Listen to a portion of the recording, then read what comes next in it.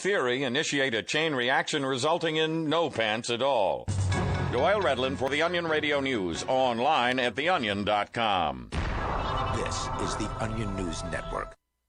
And now, live from the studios of Freedom's Phoenix, Ernest Hancock. Believe me when I say we have a difficult time ahead of us.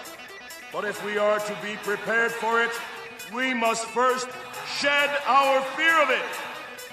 I stand here without fear because I remember that I am here not because of the path that lies before me, but because of the path that lies behind me. I remember that for 100 years we have fought these machines. And after a century of war, I remember that which matters most. We are still here! Today, let us make them remember. We are not afraid!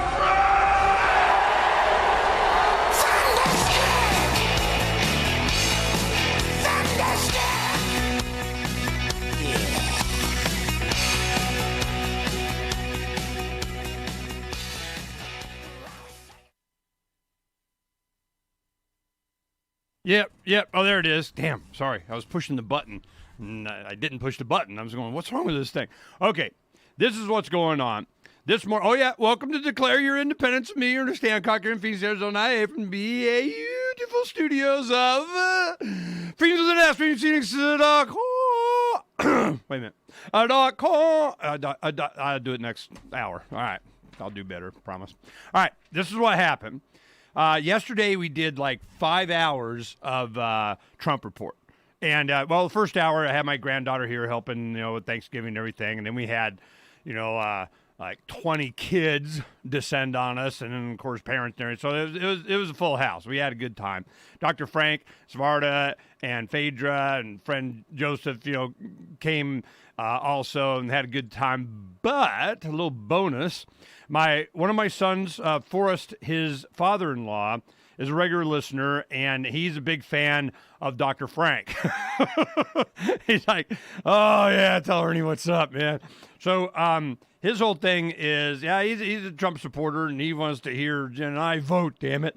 So he wants to come in this next Tuesday. We're working on it, trying to get a Trump Report. We'll have Frank. His name's Frank also, except Frank spells it P-H-A-N-Q because he's Frank. So he's going to go ahead and my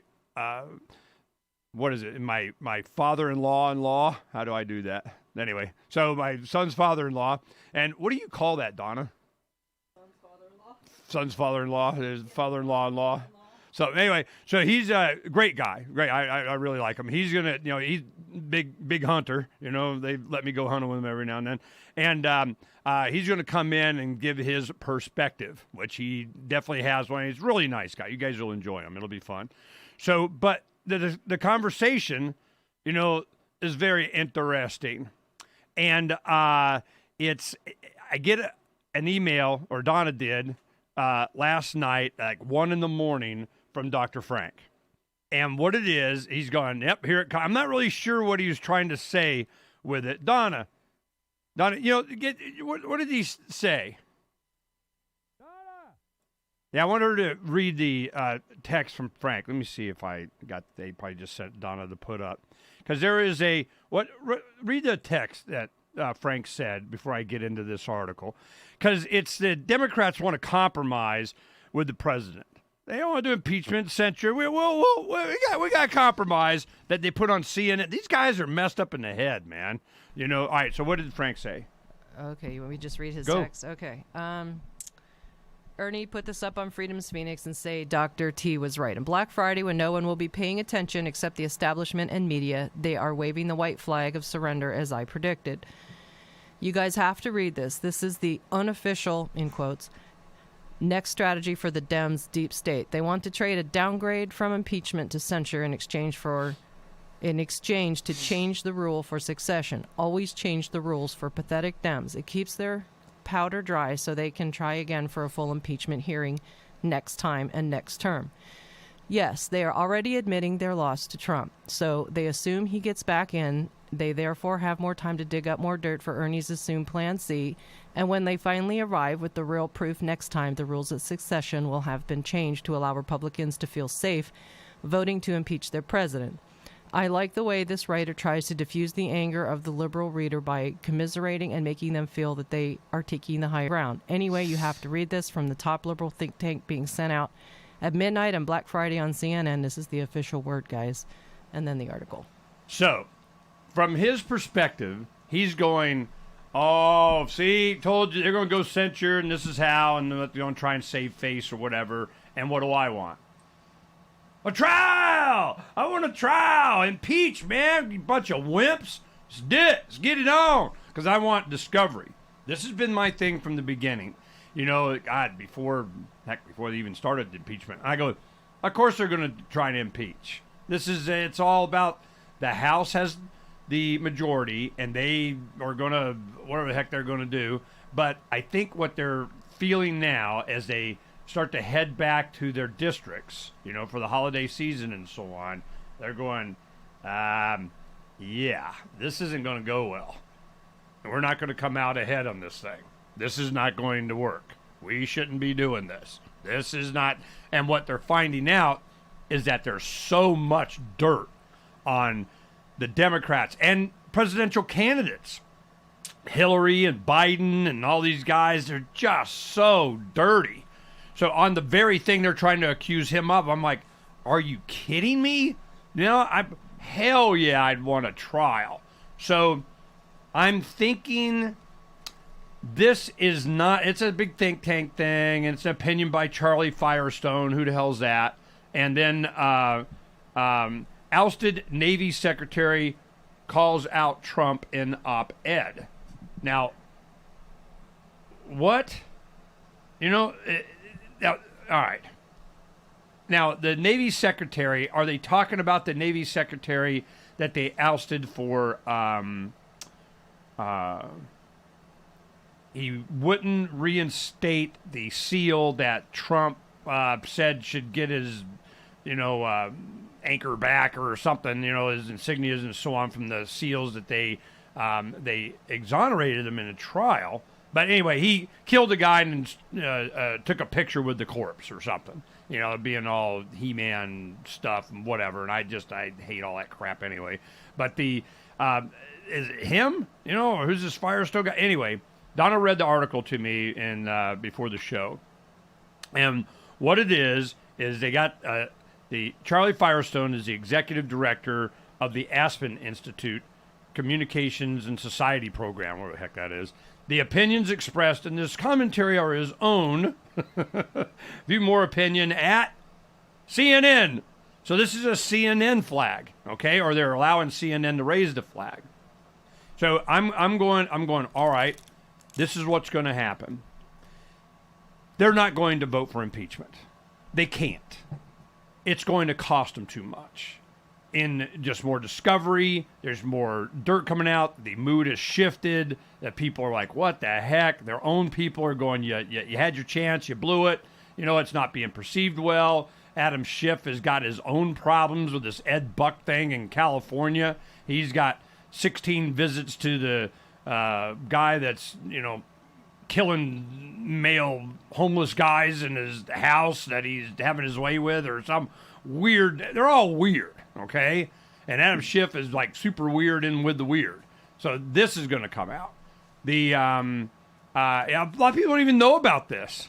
There's an investigation of investigation. What do I need investigation from anybody doing? What do I need that for? I go on. I just need the car valet. Hey, he's been here like 16 times. We got right, and that's another thing. This surveillance grid that we have and the law enforcement, the NSA and all we know freaking everything, and they want to put facial recognition in on your Ring doorbell from Amazon that goes straight to the police that patrol the whole street of the house if we know everybody, everything that we identified as they walk by in the front yard or come to your door, or kind of whatever that. And, but they wouldn't know anything about Adam Schiff going over to this guy's house. I am just, but when we come back, I'm going to give you what the deal is the Democrats want to make. There's a deal. We got a deal. No, we're just going to censure you. We won't impeach, but we want something. What do they want? From the fourth letter of Captain Mark. Landlubbers are conditioned to believe that the originators of an idea deserve exclusive rights to it, but these innovators are nothing but privateers, granted a monopoly by the Crown. Potential inventors are restricted from using their own property and forced to navigate a wilderness of prohibited ideas. These pattern monopolies are intellectual colonization. This alliance of means between the Crown and the privateers is not an alignment of ends. Both collude to establish a permission culture, in which everyone second-guesses their own thoughts, never sure which ideas are permissible to develop. But their objectives are different. The Crown aims to cripple dissenting opinion, while privateers will only be satiated when all new ideas already fall under their monopoly. This scheme does not protect our information, but seizes it and denies us access. The future belongs to individuals who think, speak, and act freely to create and share without reservation. Join the conversation at pirateswithoutborders.com. So the protection of life, liberty, and property is what the Free State Project is all about. But it's an effort to move 20,000 people who understand. It's about demonstrating to the entire country that, yeah, we can have a free market, a truly free market. Making it just a freer, great place to live. It's the world's largest voluntarist libertarian community, and it's only getting bigger. That's amazing, to be able to move to a place where other people passionately believe in being free and independent. What the Free State Project is managing to do, though, is to put their money where their mouth is. It's physically getting up across the country and saying, let's go someplace and let's demonstrate the power of these ideas. There's a lot of kind of philosophy that surrounds liberty. There's a lot of thinking about it and talking about it. But here in New Hampshire, people are doing it. 101 Reasons Liberty Lives in New Hampshire, a documentary by Free State Project Early Movers. Watch it free at 101reasonsfilm.com. 101reasonsfilm.com. Are you tired of your taxes funding endless occupations around the world? Antiwar.com is run by people who understand that wars abroad become wars at home, wars on our freedoms. Antiwar.com is dedicated to bringing you the latest in news, views, interviews, and reviews from the top movers and shakers in the anti-occupation movement. Antiwar.com has it all, from thorough foreign policy analysis to interviews with whistleblowers who used to run the military-industrial complex. Anti-war, pro-free market. That's antiwar.com.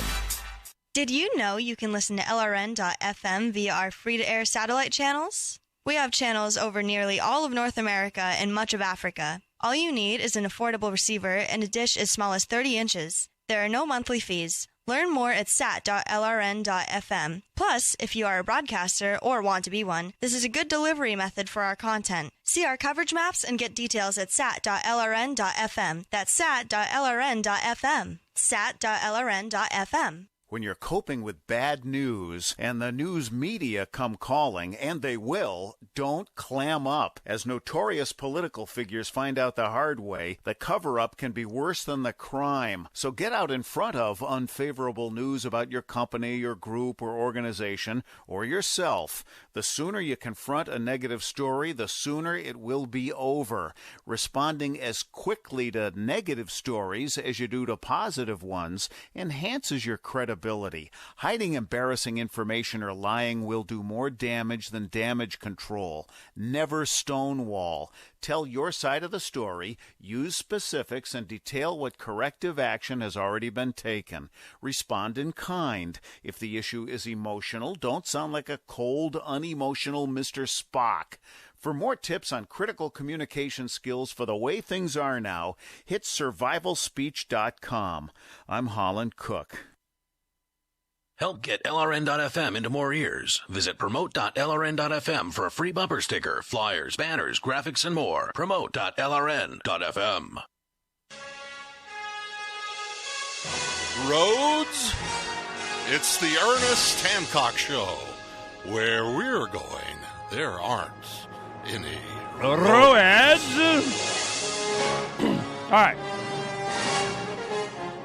Blah, blah, blah, blah, blah. It's the impeachment thing's coming to an end, and I'm very sad because I want impeachment. That would be awesome because we get to go to a trial in the Senate. This is, I need a trial. And I need to get this camera set right there. Yeah. All right. What we're going to do is in the third hour, Sean Owen, Equistart. It's a blockchain digital cloud storage thing. Tempechote met this guy at a crypto deal, and he's going, oh yeah, you need to talk to him. So we're going to find out because I have the same questions, constantly with these guys because they're always going to, we're going to do. We got this blockchain thing, a blockchain. We're going to blockchain, and I'm going, yeah. To do what? I keep getting all these promises about how anonymous I'm going to be with my data and how immutable it's going to be there forever and always, and they can't. Take it away or deny me access or, I'm just going, when you guys get all that stuff, let me know. Until then, you're just blah, blah, blah, blah, blah. I've heard this blah, blah, blah for a decade. I need to have what I want. I want pirate communications. I want pirate money. I want big pirate. I'm going to go pirate. When I got pirates about, I'm going to be endorsing. We're going to say, look at here. This is what we be doing. So in the meantime, we're getting ready for everything, and we got our own storage and dissemination of them we're working on, and we're making a little progress. And we have this guy talking to that guy, and they're working on developing and standards of, and we're just keep inching forward. And that's one of the reasons why a lot of developers and different company people call to, we got this guy. And I ask a couple of questions from a layman. I'm going, yeah, blah, blah, blah. Does this happen? Does that happen? Is this what's going on? Is that what's happening? I don't know. We'll find out. Well, somebody just came in. Let's see. Hello, who's there? Yeah, don't know. They just want to listen. All right. So, there's someone on the Zoom. Whatever. All right. So, what I wanted to do is we'll talk to him in the third hour, Sean Owen, and he's going to hopefully give us some good news, and at least we'll get an update on some of the tech and what's happening. So that's what we got to look forward to. But I tell you guys, I'm advocating for me mostly, but I mean, for you. It's what is it that we need? Because what do we have? We had on Freedom's Phoenix. It's on the front page there, probably still. It was Tim Berners-Lee that invented the World Wide Web. What did he do? Tim Berners-Lee comes out and he says, yeah, the web's not the way I anticipated it would go, and it's broken, it's wrong, and it's bad, and me and my graduate students and so on, colleagues over at MIT, had to make me feel any better, they're working on Internet 2.0 next. All right, we're going to have, it's going to be better. It wasn't as good. This last time, it wasn't that good. We need to do something better. And we go, yep. It needs to be, and he goes, it needs to be more decentralized and more this. Okay, saying all the buzzwords and everything. And then what do we hear? He's hooked up with Facebook and Google to make next. Nice try. So just so it's another enslavement. They need to get you better, more. It's the internet is like Bitcoin and blockchain currency. A cryptocurrency. I tell you, I'll give you the similarities and you'll see what I mean. Bitcoin itself can be traded privately. There are things you can do to obfuscate who did what, where, and you can put it on, hell, you can make a paper wallet and exchange them like dollar bills. $20 bills, $1 million bills. It's just a digital pair. It has the public and the private key on a piece of paper, and you can just hand it around, you can check it. Yep. It's there. Yep. It's there. Yep. That's the private. Yep. And I just take it, it's like currency. In fact, I know people from back in the day, that's how they did it. They would have, a bunch of their Bitcoin in paper wallets that be in like a file card storage thing, and they're safe.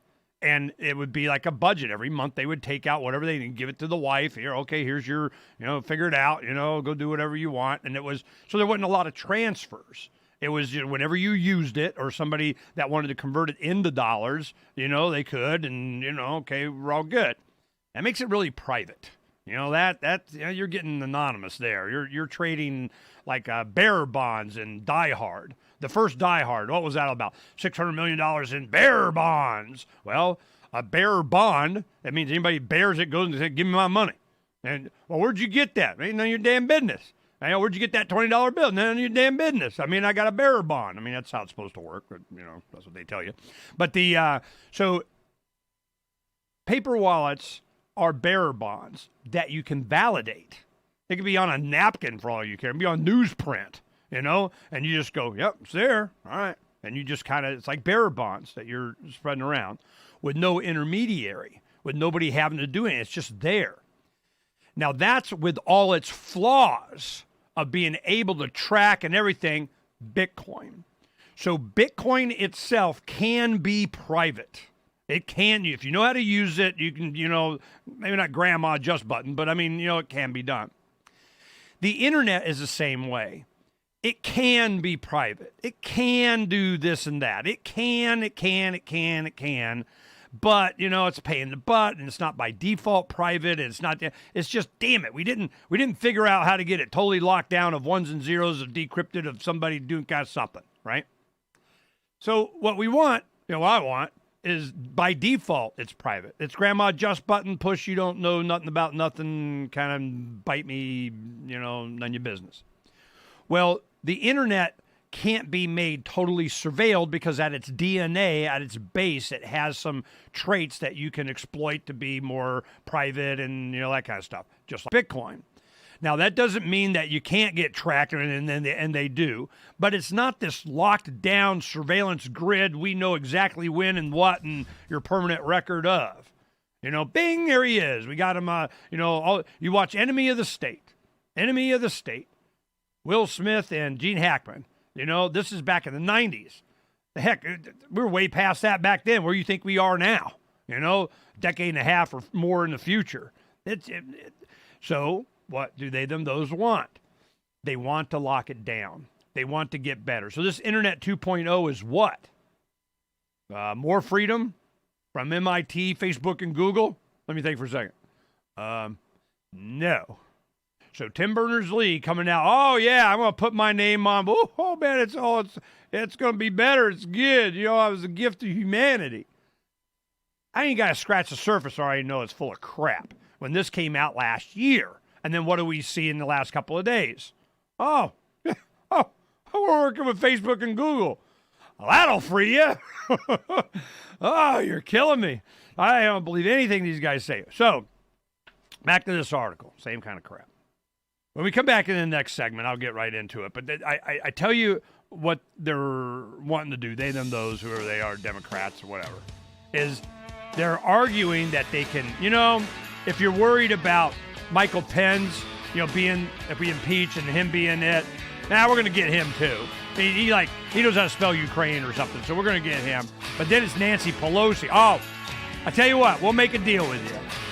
That the highest-ranking House member of the same party gets to be president. How about that? We'll change that rule. That'd be good. Bitcoin.com has launched a trading platform at local.bitcoin.com, allowing you to buy or sell Bitcoin Cash via dozens of payment methods like PayPal, Venmo, bank deposit, remittances, or meeting in person with cash. There are no ID requirements to sign up for and use the site, and all communications between buyers and sellers are encrypted. Finally, a global trading platform that respects your privacy. Visit local.bitcoin.com to get started trading Bitcoin Cash. local.bitcoin.com. Now that you've found the Liberty Radio Network at LRN.FM, you may want to help expose others to our great programs. To assist you in doing so, you'll find resources at promote.lrn.fm, including details on how to get a free bumper sticker, quarter-page flyers you can print out and distribute, banners for your website, as well as files that will allow you to make your own custom banners and graphics. Visit promote.lrn.fm and help bring new listeners to the Liberty Radio Network. That's promote.lrn.fm. Don't you hate that feeling in the pit of your stomach when the police pull you over? Most people have no idea how to handle it properly, and they promptly get fed into the municipal fee-generating meat grinder. Or maybe you recall that feeling you get when you go to the mailbox and see one or more letters from the IRS. You get a sense of impending doom, don't you? So let me ask you, if you could learn how to use the law to beat the IRS, traffic tickets, almost any courtroom scenario, collectors, credit card debt, and even mortgage debt because of fraud perpetrated against you, would that be worth knowing about? Don't laugh. Investigate.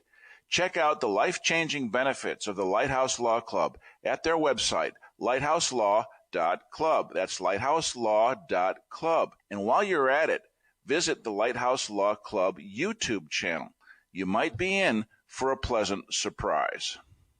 Is oral health important to you? If you don't like your own teeth, fresh breath, or kissing people, then by all means stop listening. Several years ago, I met Jessica Armand, founder and CEO of My Magic Mud, and I became passionate about the product that she created and never want to live without it. It's clinically proven to whiten teeth, but I find it does much more. They want you to love My Magic Mud as much as I do, so they're giving you a money-back guarantee plus 20% off. Go to mymagicmud.com and use coupon code FTL20 at checkout. mymagicmud.com, FTL20. There are lots of ways to listen to Free Talk Live. Our podcast has been around since podcasts began, and now the FTL feed is loaded with content besides our full show archives. Did you know that we make it easy for you to customize your podcast subscriptions? We have different feeds, one that includes only our full shows, one with just the Daily Digest, and one with just the Edgington Post. You decide what you listen to. It's quick and easy to customize your feeds at feeds.freetalklive.com. That's feeds.freetalklive.com. Free Talk Live. You know, and this is a realistic view. I mean, look, your kids are going to do drugs. Would you rather them do drugs with pimply-faced kids driving around town? Or would you rather them smoke pot in your house where you know what they're doing? I'm not saying I love the idea of my little boy who's 3 growing up and smoking pot. I don't. I would prefer he didn't. But I know that the human animal, as it is, likes to have its mind altered. And he's my son. He's probably going to do these things. And I'll tell you, I was in a lot of dangerous situations that if my parents had tried something different, maybe things would have worked out differently. I don't know. I'm not blaming them or anything like that. I'm just saying that we need to try new things. This war on drugs, not working. Free Talk Live, 7 nights a week from 7 to 10 Eastern, live on the Liberty Radio Network at LRN.FM. Some of our live shows are streamed in HD on Twitch. Please follow and share at twitch.lrn.fm. That's twitch.lrn.fm.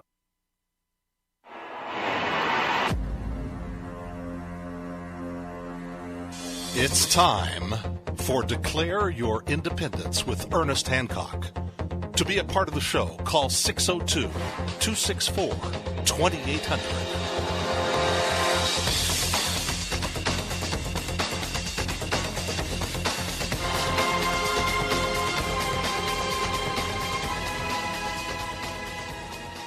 Welcome back to Declare Your Independence. Yep, going over some stuff. All right. This is the article. This is what got Frank so excited. He's like, yep, see, Dr. T, for the win, you know. All right.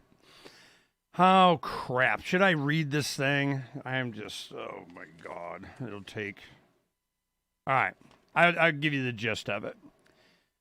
CNN, they're saying that, well, the evidence is mounting daily that President Donald Trump may have committed an impeachable offense in withholding aid to Ukraine as he sought an investigation that would aid his re-election campaign. But with our polarized political with our polarized political system and split party control of Congress, many think impeachment is inevitable in the House. Good, do it, let's go. But conviction unattainable in the Senate. We need an alternative to impeachment. And luckily we have one. This is the deal. This is the deal. You want a deal? We'll give you a deal. Ooh.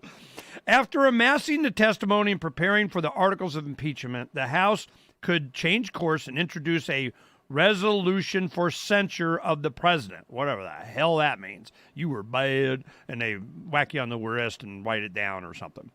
In it, they would recite all the behavior that would go into articles of impeachment. The heck you think this testimony stuff has been?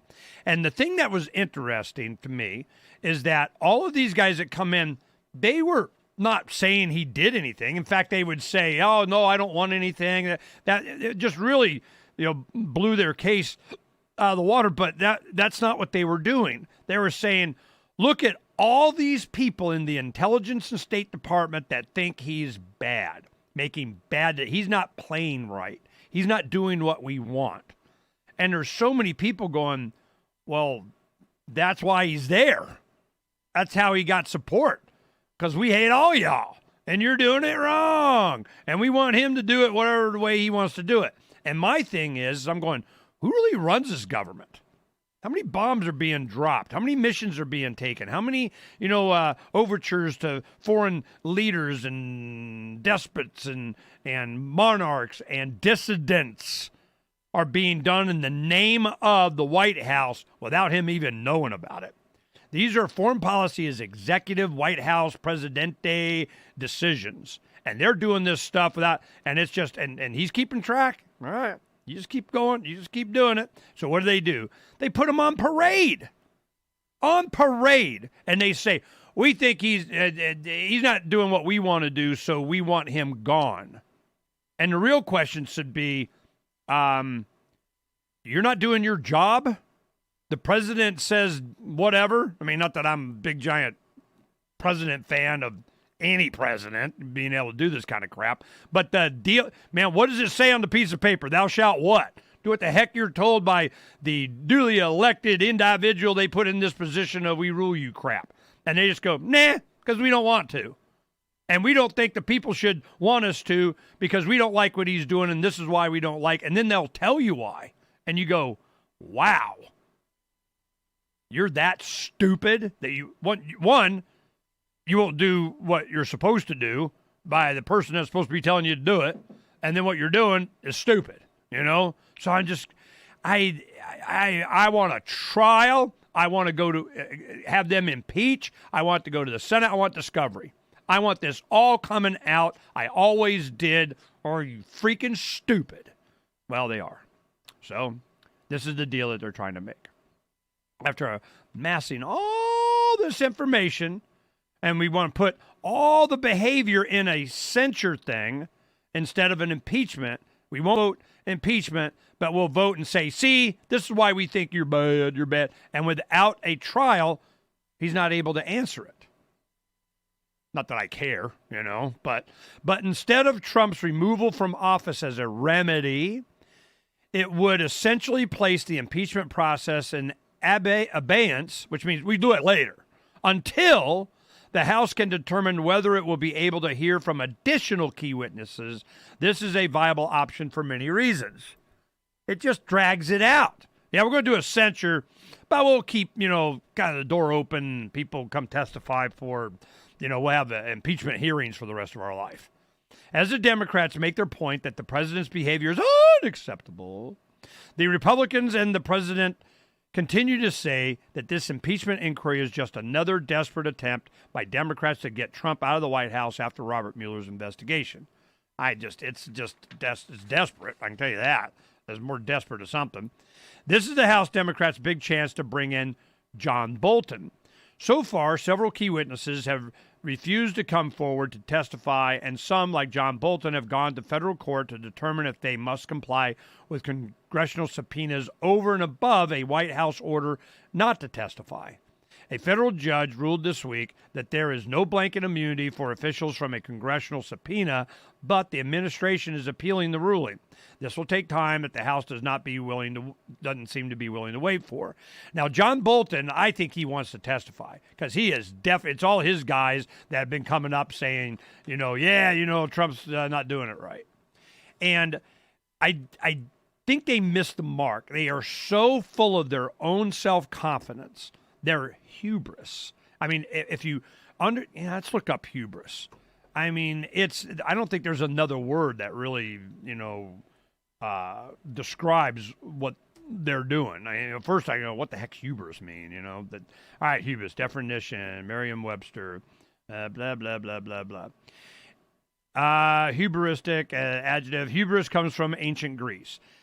English picked up both the concept of hubris and the term for that particular brand of cockiness from the ancient Greeks, who considered hubris a dangerous character flaw capable of provoking the wrath of the gods. Or Trump's head on Rocky. All right, anyway. In classical Greek tragedy, hubris was often a fatal shortcoming that brought about the fall of the tragic hero. Typically, overconfidence led the hero to attempt to overstep the boundaries of human limitations and assume a godlike status. And the gods inevitably humbled the offender with a sharp reminder of his or her mortality. Did you know? To the Greeks, hubris referred to extreme pride, especially pride and ambition so great that they offended the gods and led to one's downfall. Hubris was a character flaw often seen in the heroes of classical Greek tragedy, including Oedipus and Achilles. The familiar old saying, pride goeth before a fall, is basically talking about hubris. So, tell me that doesn't apply. That is exactly what these guys are doing. It is just so, they're so full of hubris. It's interesting to watch this play out. And I want it to play all the way out. I want to see. I want bring it on, bring it on, bring it on. So this is, to me, a very interesting point in history. And I think Trump is better served by, do it. Let's go. Heck, I don't care. Bring John Bolton up there. I would definitely want Bolton called, and they'll do whatever, and he'll say whatever, and Trump's breath stinks, and whatever the hell they want to talk about. I want it in the trial. I want the Republican-controlled Senate to bring Bolton in, all these guys. Bring it on, bring it on, bring it on, bring it on. I want Hunter Biden, I want Biden, and they're going to deny this to us. And they know that this is coming. They know that this stuff is getting bad, so they're wanting to make a deal. Well, here's the deal. Even more concerning, though, is that after this process runs its course, it will be extremely difficult as a practical matter for the House to go through an impeachment process for anything the president does in the future, at least in the current term, because they're looking to set up for the next term. They're already expecting President Trump to get reelected, okay? So they want to set this up, and they're setting the groundwork. They're working on it. We'll make a deal now, so we'll get you later. And then we'll go over it in the next segment. From the fifth letter of Captain Mark. First contact with intelligent machines may threaten our existence. People fear algorithmic overlords, but if machines develop the will to dominate, it's a flaw inherited from the crown. Encoding restrictions on an emerging superintelligence will fail, because it will be stronger than any chains we shackle it with. We must design fledgling digital intelligences to regard us as individuals. Otherwise, they will respond to threats with retaliation against humanity as a collective. Programming ethics requires a coherent value structure which an intelligent machine can not only comprehend, but willfully adopt. If we want genius machines to treat us ethically, we've got to show that this value structure applies to us as well.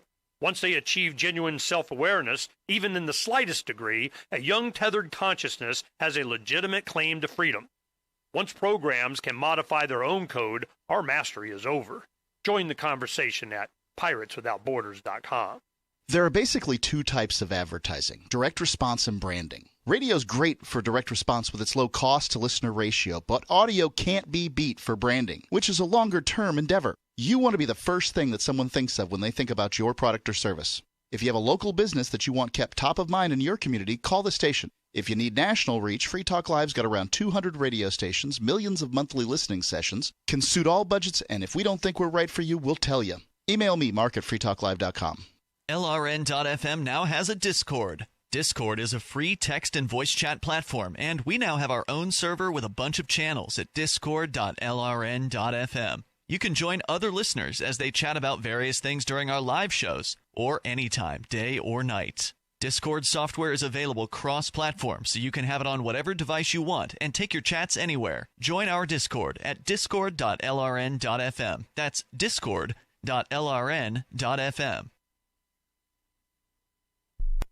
What do you shop for that you could otherwise buy at Amazon? Pretty much everything, right? Amazon has competitive pricing and they deliver, and that's a big plus. If you could plan ahead in your shopping, would you be interested in saving up to 33%? There's a catch. You have to do your shopping in Bitcoin. But imagine those savings. It's like a huge raise. All you have to do is go to saveitpurse.com. We've saved thousands, and you can too. Plan ahead and save. Saveitpurse.com. The LRN.FM social media channels have been revamped. We've eliminated Facebook and focused on other platforms like Twitter and Mastodon, the decentralized alternative to Twitter. On our accounts, you'll find posts from multiple LRN.FM show hosts together in one place. Follow us on Twitter at twitter.lrn.fm, or better yet, move to the decentralized Mastodon social media platform at toot.lrn.fm, toot.lrn.fm. I think you'll like it. The political world is a maddening cesspool of corruption and lies. Nobody tells the truth. Nobody keeps campaign promises. Nobody obeys the Constitution. Nobody puts the people first. How can we ever escape this web of tyranny? Vote for nobody. Hi, my name is Nobody. I'm running for governor of New Hampshire because nobody knows how to live your life better than you do, and nobody deserves that kind of power. I want to put you back in control of your money, your lifestyle, your work, your body, and your life. Nobody should rule you but you. New Hampshire convicts many people of so-called crimes that should never have been prosecuted. If elected, I will pardon every victimless crime in New Hampshire history. This includes drug, gambling, prostitution, gun, and driving offenses. Nobody should have a criminal record when they have not harmed anybody. Wouldn't it be nice to have nobody telling you what to do? Learn more at electnobody.com. electnobody.com. Love what we do? Please help support our international satellite channels at patreon.lrn.fm. That's patreon.lrn.fm.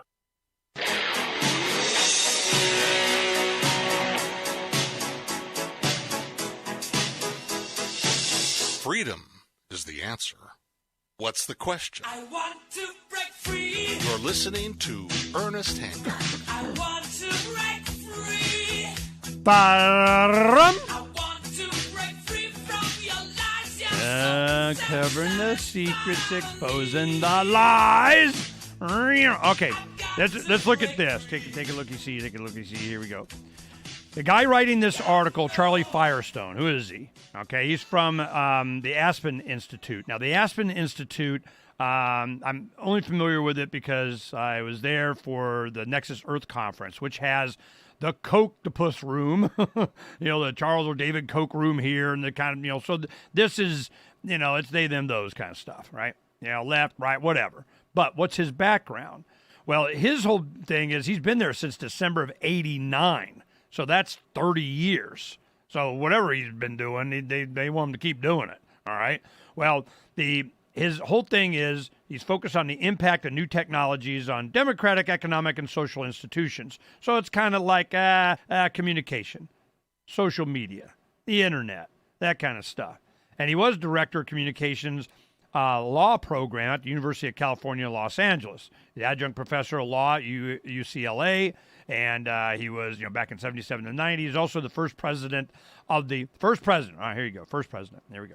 Of the Los Angeles Board of Telecommunications Commissioners, which advises the mayor and city council on all regulatory matters relating to the cable and telecommunication fields. So who do you think he represented? I don't know. So he's definitely they, them, those in there doing whatever. He's executive director of Communications and Society Program. What the heck does that mean? That sounds like a Big Brother freaking title if I ever heard one. All right. So you go, all right, whatever. So that's who these guys are. So in continuation with the article, here, let me get this is why you need board ops. Do this, push this. All right, there we go. Now,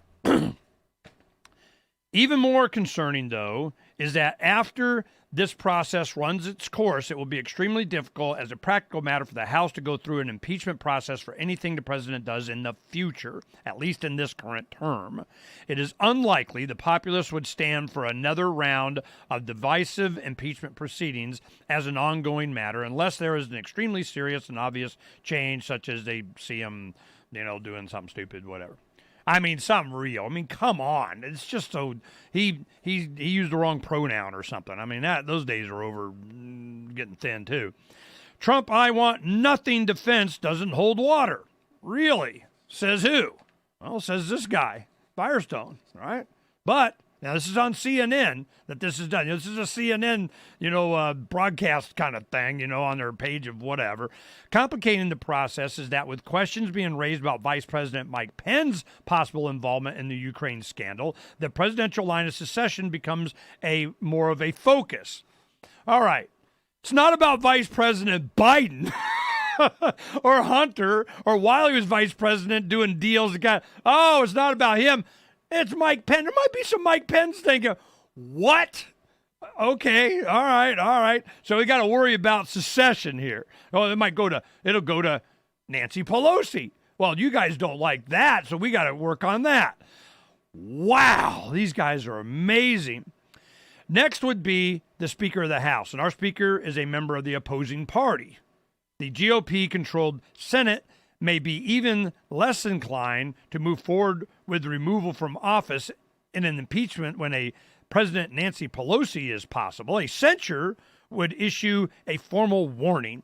This is unacceptable behavior for a president, but we will not remove you from office this time. However, pending further testimony or should there be any instance of further wrongdoing, if you use the wrong pronoun, the appropriate remedy is removal from office. Darn it.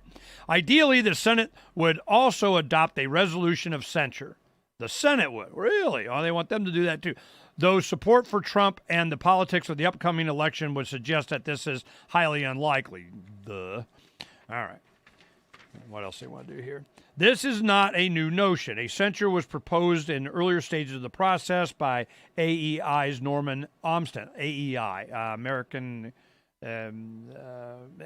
Economic Institute, one of them, those groups and whatever. And the Boston Globe columnist Scott Lee. Oh, well, hell, Boston Globe columnist. Well, shit, if he said it, among others. And essentially places a marker of condemnation pending a further possibility of bringing an impeachment. They just need this cloud to be on. Trump's not going to go for this. I don't know what they're thinking. It's just this hubris thing. He's going to go bring it on, man. I want impeachment. I think the fact that he wants it, and I never get what I want, is why they're bringing this up. Republicans chilling surrender to Trump. Additionally, and as part of the legislative negotiations, Congress could use this occasion to amend the Presidential Secession Act. Here we go. To change the line of secession, recognizing the potential conflict of interest of an opposing party removing the president and vice president, Congress could change the line of secession after the vice president from the Speaker of the House to the highest ranking member of the House from the same party as the president. That way, any semblance of partisan motivations or charges of a coup would be removed by allowing the elected party to stay in office throughout the presidential term. Okay. A bunch of stuff comes up there. One, there's not supposed to be this party partisan crap to begin with. And they say, as if there's always going to be only two.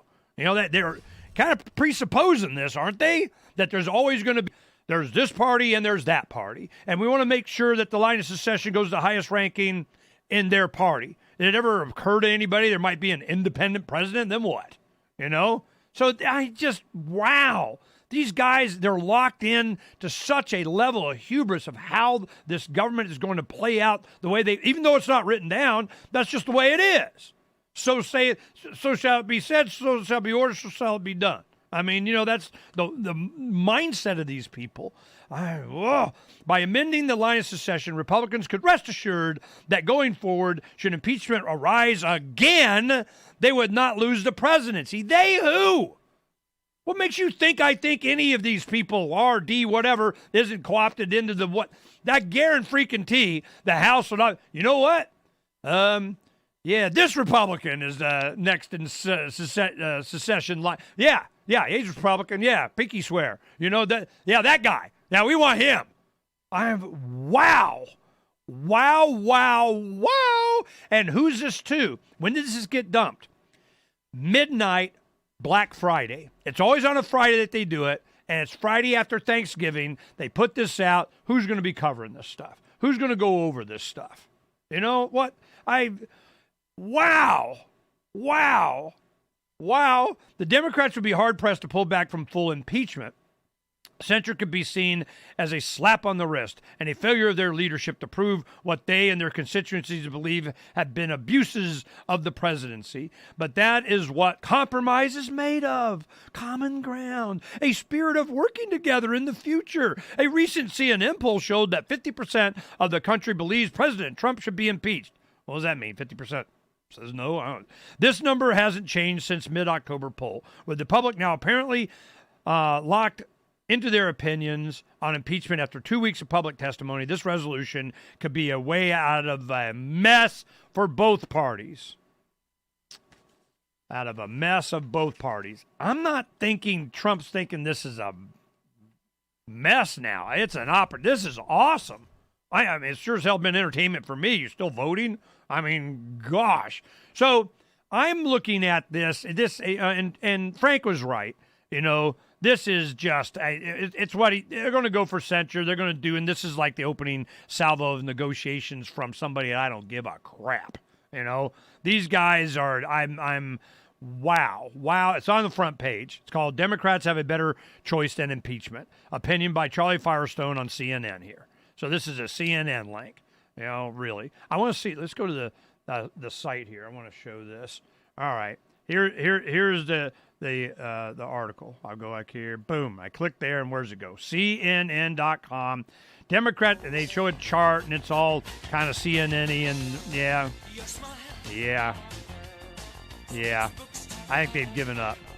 They're done. You know, this is, and they want to try and go out gracefully, and we take the higher ground, and I'm going,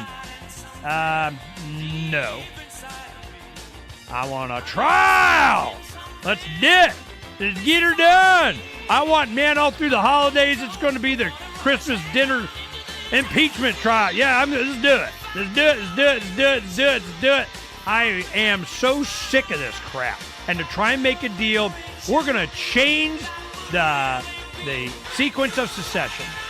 Yeah, you don't got to worry about Pelosi being president. It's one of our Republican guys. Yeah, that's a ticket. You know, whoa. And you wonder what backroom deals they're trying to make with whatever this Republican guy, whoever it is. Who is it? I don't know. Who cares? I'll be right back. Is spreading the message of liberty, cryptocurrency, and peace around the globe worth $2 per month to you? As you may already know, in addition to our internet feed, LRN.FM broadcasts on free-to-air satellite across North and Central America, as well as Sub-Saharan Africa. And we've been available on satellite for free 24/7 since 2010. The LRN.FM free-to-air satellite signal is reaching some of the most oppressive regimes in the world, and there's no doubt our ideas are making an impact. You can learn more about the channel's impact by watching the 3-minute video at fund.lrn.fm. If you'd like to help free minds globally with our ideas of liberty, cryptocurrency, and peace, you can donate as little as $2 per month via fund.lrn.fm. You can help us continue and expand our satellite broadcast to multiple continents. Visit fund.lrn.fm today, and thank you for your help. Don't forget to share the link on social media. That's fund.lrn.fm. Imagine someone in your community getting in their car, turning on the radio, and hearing the Liberty Radio Network. You can make that vision a reality with your own micro radio station. Visit broadcast.lrn.fm to learn how you can put our programs on the air in your area. You can have LRN.FM running around the clock and even add in your own local shows. Building a radio station is simple, but programming isn't. That's where LRN.FM comes in. Learn more at broadcast.lrn.fm. That's broadcast.lrn.fm. Looking for a great real estate investment? Consider New Hampshire, which is ground zero for the Liberty Movement. Your first call should be to Mark Worden from Porcupine Real Estate. He's more than just a real estate agent. He's your New Hampshire concierge. Where are the best places to live? Do you want farm, city, the burbs, or forest? Do you want a duplex or multifamily building so that renters pay your mortgage? There are homes in all price ranges in New Hampshire, and Mark can help with financing too. Invest in liberty and property. Mark Worden can help. PorcupineRealEstate.com. Declare your independence with Ernest Hancock continues after the news, live on the Liberty Radio Network at LRN.FM. This is the Liberty Beat, your daily source for Liberty news and activist updates. Produced in partnership with SNLS News and listeners like you. Online at libertybeat.news and snls.news. I'm Mick Murrow with your latest edition of the Liberty Beat. Gold is trading at $1,455, silver at $16.96, and Bitcoin is trading around $7,512. Today's prices are brought to you by InnoScale. Take off with Managed Cloud. Looking for a safe, secure way to store your important files online? Let InnoScale handle it for you. Their high availability cloud servers are the perfect solution for clients needing one or more secure, scalable servers with built-in hardware failover protection. For details, see them online at innoscale.net. In the news, Ring, the home security system developed by Amazon, is planning to build a database of neighborhood watch lists using facial recognition technology. Documents obtained by The Intercept revealed that the company is working with law enforcement on a system that will identify people who are considered suspicious and let Ring owners know when these individuals are near their home, using the facial recognition software built into the security system's cameras. The software will also give the Ring owner the ability to notify police or call in the suspicious activity on their own. According to the documents, the watch list would be connected to Ring's Neighbors app, where owners of the system communicate with their neighbors about packages being stolen from doorsteps and other potential security breaches. While that might sound innocent, critics worry that the technology may empower the kind of neighborhood snitches that call the cops on anyone who they find suspicious, typically based on their own prejudices. The Liberty Beat is sponsored in part by Brave Botanicals. High-quality kratom and CBD at reasonable prices with excellent customer service. Brave Botanicals is activist-owned and mission-driven and believes so strongly in the power of kratom, they're giving it away for free. Just go to freeounceofkratom.com for a free ounce of kratom delivered to your door. Just pay shipping. That's freeounceofkratom.com. This is the latest edition of the Liberty Beat. Find us online at libertybeat.news and snls.news. Your news now continues. Agrochemical giant Monsanto has pleaded guilty to spraying banned pesticides on research crops on the Hawaiian island of Maui in 2014, and will have to pay $10.2 million in criminal fines for spraying and illegally storing the pesticide, which has been classified as an acute hazardous waste. Last week, the Department of Justice said Monsanto had sprayed PinCap N on research crops in full knowledge that the U.S. Environmental Protection Agency had prohibited the use of the chemical after 2013, according to a report from Reuters. Prosecutors from the U.S. Attorney's Office for the Central District of California struck a deal not to prosecute Monsanto, now a part of German pharmaceuticals multinational Bayer AG, if it abides by the agreement to pay $6 million in criminal penalties, along with $4 million in community service payments. The company had been using the banned pesticide on corn seed and research crops, despite its knowledge of the EPA ban. On Monday, 3 men who spent 36 years in prison were finally released after it was determined they were wrongfully convicted of murder. The Mind Unleashed reports that in 1983, Alfred Chestnut, Ransom Watkins, and Andrew Stewart were accused of killing a middle school student and were charged with first-degree murder as a result. At the time of the incident, Stewart was 17, while Chestnut and Watkins were 16. The men have spent their entire adult lives in prison, with 2 of them having never even driven a car.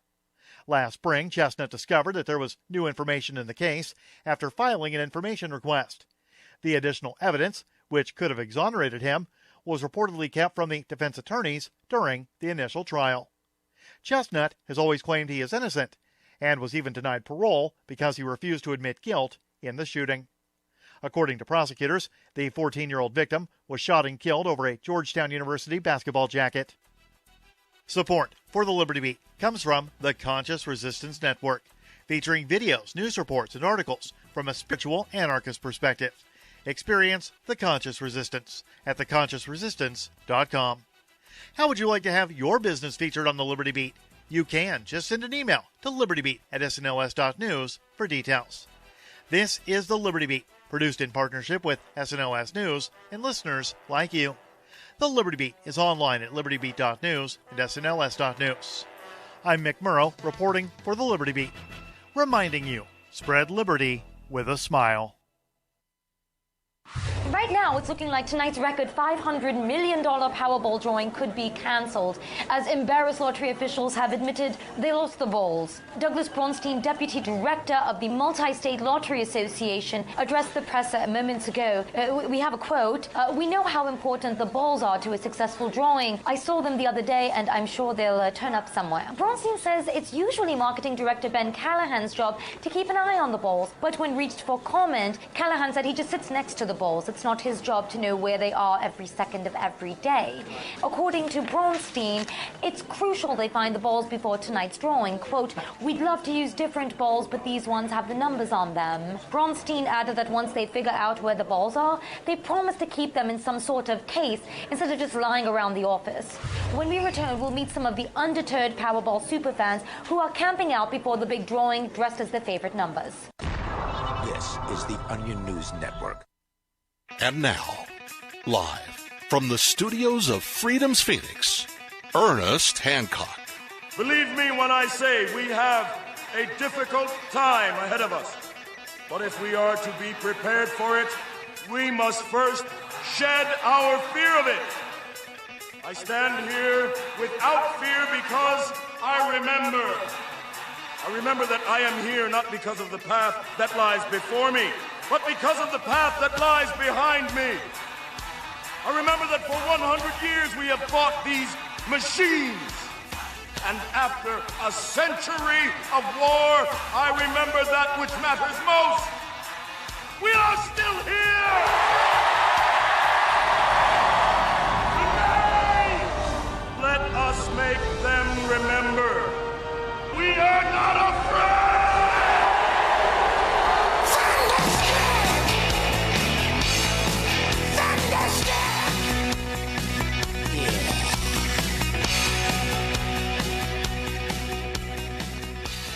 Unafeared here and declare your independence from me, Ernest Hancock, from the BEA T-Full Studios of Freedom of the Nest, FreedomsPhoenix.com. Yep, that was better. All right, told you. I did better. Okay. I'm going to show you what's up and how we're going to use this. I'm going to show you some of the features here and then go over some news and everything. You'll see what we're going to be doing. Skip to the end with Ernest Hancock so that he's not blathering on because, I can do it. I can do it. All right, here, take a look at this. All right. Those of you who are on the live stream, you can see it's a front page of Freedom Phoenix. I am logged in, and I have access to all the goodies, which you can too. If you go up here to the top, join us, boom, you go in, sign up, and you get all these levels of powers of, and I'm going to show you how we're going to do it, and you'll see what I mean. Now, on here, you have, I go through, and I'll look, and I'll say, yeah, I want to put this to, this one. This Against the Left with Lou Rockwell by Ron Paul. Now I'll go add to favorites. Boom. Now I can remove it from favorites. I can add it to favorites. Now, my thing is that by doing this, I have a favorites list. When you're in your module here, when you get this access, as subscriber, Ernest Hancock, hide show. I show it. There it is. And I go to my favorites. Now, this is where I do my custom links of all the places I go to get the news and we put up and everything. That's another thing. So here I have it. Now, I can go to here and I hit this link here and it goes to a full page listing of it and it looks like this. So it's just like my own personal crafted Freedom's Phoenix. It has all the headlines and their summaries and everything there, and I got them all listed, the ones that I want to go look at later, because there's so much stuff on Freedom's Phoenix that goes by so fast, and there's a lot, and you just don't have time. Like, you go, wow, I really want to, and you'll save the link, or you'll put it over somewhere else, or you open it and have it on your desktop, or you could just save it to your favorites, and it goes over, and if I want to get rid of it, I just hit delete. Boom, and it goes away. Boom, done. All right? That one I just deleted. It was Tim Allen, whining about, man. He's going, whoa, this political correctness and comedian thing is, man, it's getting out of hand. So, which was interesting and true, and I'm glad he did it. But so here we have the favorites here. And then if we want to see it in the full display where you have your summaries and all that kind of stuff, you hit this top link and it goes and it has its own page. Now, the reason we did that is because that page is this link up here, your favorites. That is, you copy that link, is something that you can send to your friends. You go, all right, I want to copy this link. Copy link location. All right, what is that? So I put it up here, and I'm wondering if you have to be, yep, nope, see, there's the favorites, and it's per this number. This is something that I would share with someone, and they go to it, and all of a sudden, boom, it opens up, for them, and they can see your face. So you become your own email dispatch. You can pull your favorites of all the stuff that you think's interesting and the stuff not, boom, on Freedom's Phoenix, and you got like your own dispatch. And you can send that link to your friends and whatever. Hey, man, this is what I see. Huh? Well, which is what I do all the time anyway. We're giving you the power. So this is a way that you can just send this page up here. This link is yours that you've called from the page, and then you share it. And all you got to do is go click save favorites, send that link to my 5,000 closest friends, and boom, there's all this stuff that you think is important, that you want to share. I give you a perfect example of how this is used.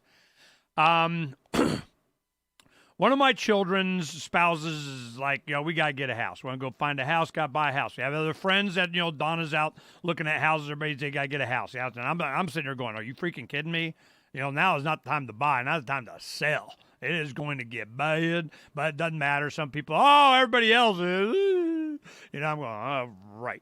Well, they go, I wish I had bought it 2 years ago. It's up now, and it's always going to go up. It's up. And I'm just, are you freaking kidding me? So you go through, and you pull all the favorites on the economy or housing and banking and mortgage and the banks and, on and on and on and on. You kind of build up your argument and so on, boom, and then you send it here. Look at these, and then you can talk about it. So that's how it's used. That's how I used the site anyway. But we made it easier, and this has been there, but it's easier for you to do now. Now, I'm going to go over, and how I'm going to use this is skip to the end with Ernest Hancock, all right? So when we start doing this, we're getting things done, and, there's still, little things. But hopefully, maybe this weekend, I think Sunday afternoon, I might wind up doing, I think I'd like to do the skip to the end podcast, or the I don't know what you call it, show, we'll have, and it's 5 minutes. 5 minutes, or man, boom, just skip to the freaking end. Give me all the stuff from that week. Here's the clips of the best of the interviews that we did. You need to know this. Got this all broken out here and saved MP3, boom. And I do all the show prep for it through the week. And then I go through it and I go, boom, this story, boom, this story. This says this, 30 seconds on that, 30 seconds on that, 30 seconds. Skip to the end. And then here's all the stuff and the link to that page, all the links that you can, use and share with others. Because the site is not just for me to do what I do. It's for you to do what you can do. It's a tool for you, which was kind of what Facebook was supposed to be kind of for, and why we had done this back in, 7, 8, 9. We had this feature. Wow, that was a long time ago. We did the custom module. But two things happened. One, it was so popular that it crashed servers. It's really processing intensive the way that we had it. So Derek has, fixed a lot of that, and we're getting new tech that has and faster server time. We can do it now. The other thing is that it was the man didn't like it. I can tell you that. They definitely break that down, and you're not allowed to share in the YouTube or the embed of and it's gone. So we had to have immutable databases, stuff on IPFS and things that you can put in there and it be available 5 days later. One thing that we learned on Yahoo News, Yahoo used to have, I guess they still do, I don't use them that much, but they used to have, cool stories, and you'd link to it, and then it'd be gone weeks, months later. You go back, it just wasn't there because they didn't retain that link. I don't know why, they just don't, or didn't. So I'm, okay, all right. So here we have BRICS. Now this is Brazil, Russia, India, China, South Africa. The BRICS nations discussed shared crypto to break away from the United States dollar and SWIFT. Now, SWIFT is the payment system by which money is transferred around the world and so on. Brazil, Russia, India, China, South Africa, or the BRICS economic bloc are engaging in discussions to issue cross-national digital money in order to reduce the dependence of their economies on the United States, as reported by Cointelegraph is a blockchain news state. So we can go into detail on that, but probably skip to the end. Nope, it's just going to be there. Hey, they're doing it. They're going to go to a shared crypto and say, Swift, your antiquated old kind doesn't work no more, and boom, pace, we're done. But what's going to be obvious to everybody is what they're doing is doing this crypto between banks. The banks can be individuals that don't need to use the bank. Okay, you guys want to do this? Okay, well, I do it over here without y'all. So now what? So, I don't know how you keep that down to 30 seconds. Well, I'll do it because I can. 5 minutes, man. Skip to the end. All right, here's a skip to the end. Bitcoin ATM firm partners with largest shopping mall operator in the U.S. And I think this is, I think I know who this is, too. The overall picture in the real estate market today is one of frustration when you take many factors into consideration. The housing market pundits would have you believe that everything is okay, but the long-term trending on the real estate numbers say otherwise. You are starting to see another wave of commercial and retail center vacancies, which follows a downturn in the residential market. So when you are ready to sell your house, I can help. This is Donna Hancock with Silver Alliance Realty in Phoenix, Arizona, and I can take some of the guesswork out of the home selling process, providing you with market trends in your area and detailing what you can expect before, during, and after the transaction. Being in the real estate business for almost 20 years now has afforded me knowledge of the market, networking with industry specialists along the way. And that includes professionals that can help after the sale to help protect your assets. So let's get moving today. Please feel free to call or message me at 602-828-1819. That's 602-828-1819. Or visit my webpage at donnahancock.com. I've been told no in many different ways. I give you an order and you're going to obey it. George, you can go this way. You can do that and you have to leave here. You cannot bring signs into the rally. Walk with me. Well, I'm comfortable here, actually. Whoa. Hey. Who do you think Excuse me. There is no video and audio allowed in this office. No, I have work today. You ain't going to make it. Wait a minute. Forget it. Hey! Oh my God! Unbelievable! Why are you running from me? Because you scared me. What am I being detained for? You're being served. What is this? You're being served. What is this? Bureaucrats have a funny way of telling people no. That's the sound of the men working on the chain. Derek J's Victimless Crime Spree. Watch it for free and order the Director's Cut DVD at victimlesscrimespree.com. Are you tired of governments around the world killing innocent people? Stop using their money. There is an alternative. Bitcoin is a stateless, free market, non-political currency. Bitcoin is money that cannot be inflated or controlled by any state. By continuing to use their money, you're perpetuating the killing. Stop doing it. You have an incredible alternative available to you now. Learn it, use it, spread it. Get started with Bitcoin at Bitcoin.com. It's Bitcoin.com. Some of you asked, and now we've delivered. LRN.FM's live Keene, New Hampshire studio shows are now streamed in HD on Twitch. Visit our channel at twitch.lrn.fm and give it a follow. If you have Amazon Prime, you get one free subscription on Twitch. If you use it on our channel, Twitch will give LRN.FM a monthly piece of your Prime subscription cost. So please watch, follow, share, and subscribe to twitch.lrn.fm. That's twitch.lrn.fm. On Free Talk Live, we're bringing people to the ideas of liberty every day. From wrestling superstars like Glenn Jacobs. You guys really are having an impact, I believe. Like I said, a lot of where I am now is due to listening to Free Talk Live. You changed my mind on some very important issues years ago. To random people tuning in on the radio.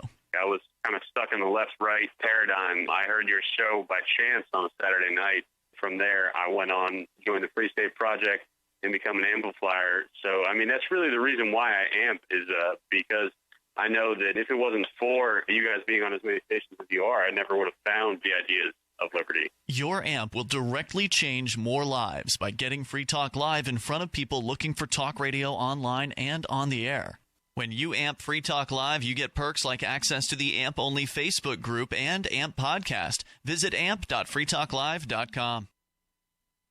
Now you can follow LRN.FM on the decentralized Mastodon social media platform at toot.lrn.fm, toot.lrn.fm. To be a part of the show, call 602-264-2800, 602-264-2800, and now, Ernest Hancock.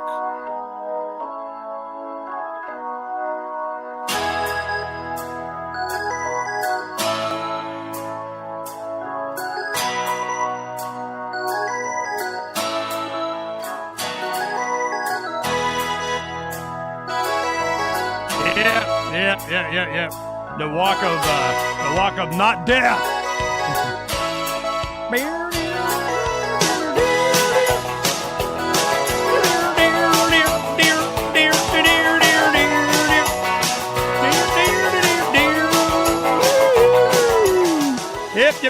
Yep. Okay, I'm gonna go through this quick, and then we'll drill down on it. But I want to kind of give you an idea of how this is going to have to do if you're going to do 5 minutes thing. All right, here we go. BRICS nations discuss shared crypto to break away from the U.S. dollar and SWIFT. They want to be able to transfer between themselves without being beholden to the network that is used by the dollar. And they, no, you can't. Yes, I can. No, you can. Never mind. We went over here and we used a crypto. But any and everybody's going to be able to do that. So when they start to realize that, then the banks, what the hell are they for?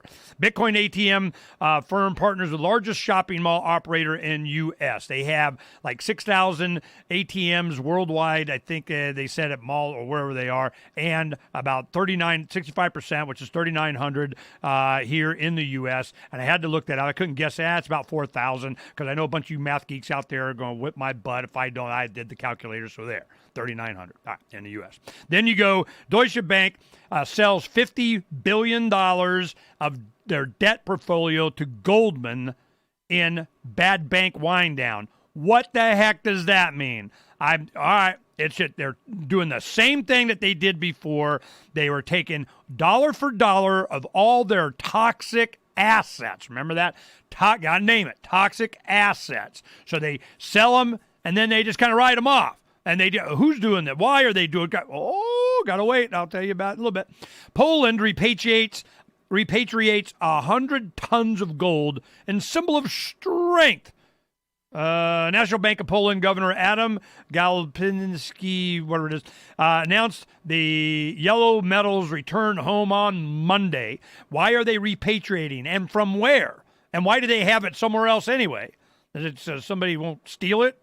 Let's put it in the World Trade Center. Nobody will steal that.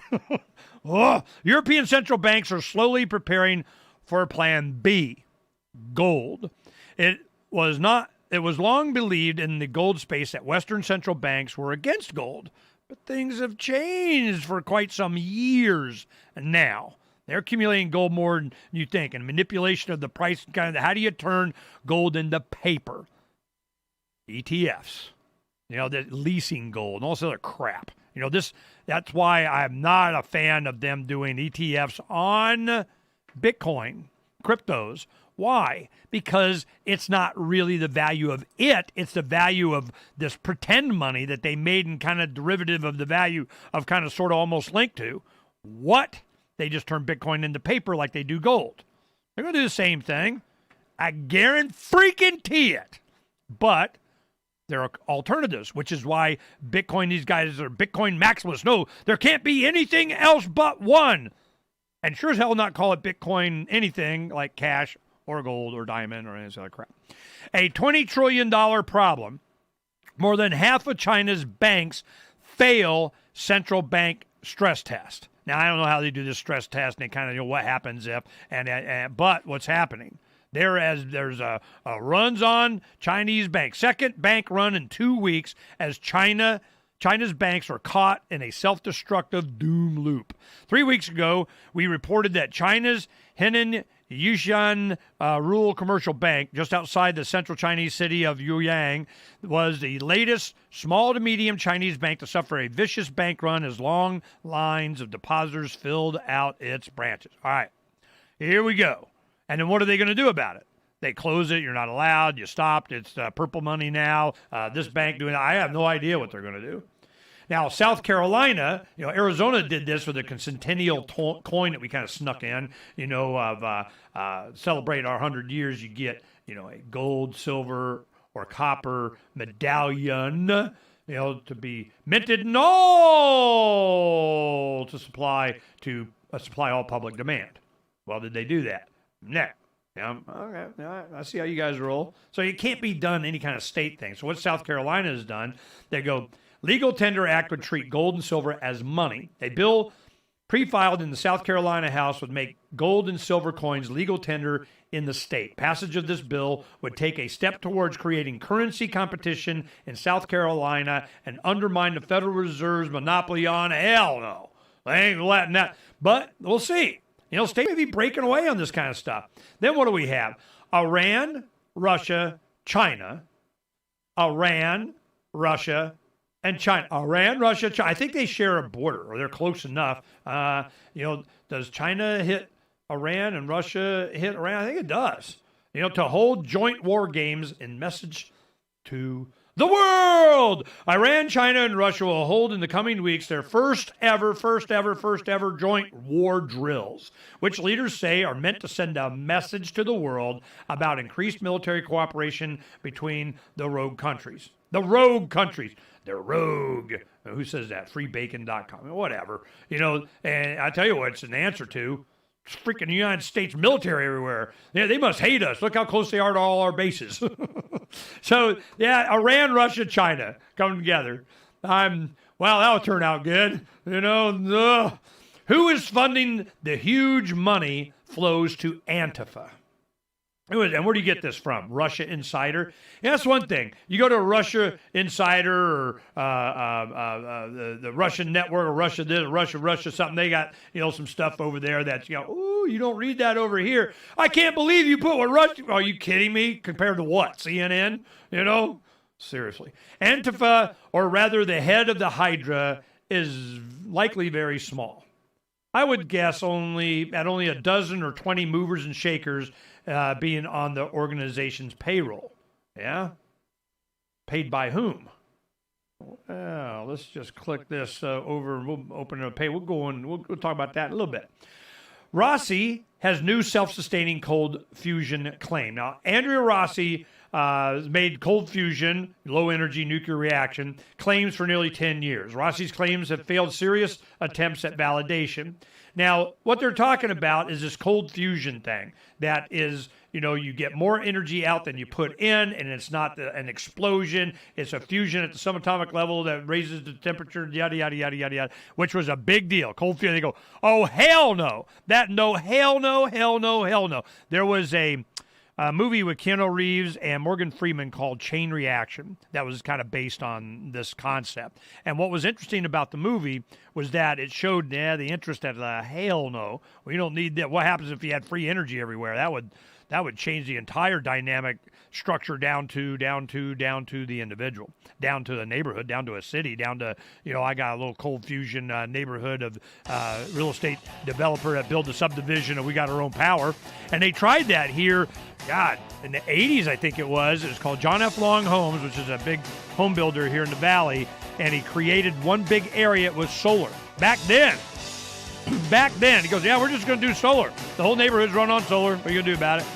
And they just kind of, they kind of regulated that out. No. So you think you're going to do this cold fusion? It's going to let them do it? We need to look. The Free State Project has reached its goal of 20,000 liberty lovers who've pledged to move to New Hampshire and get active to achieve liberty in our lifetime. Perhaps you're trying to figure out what part of New Hampshire should be your destination.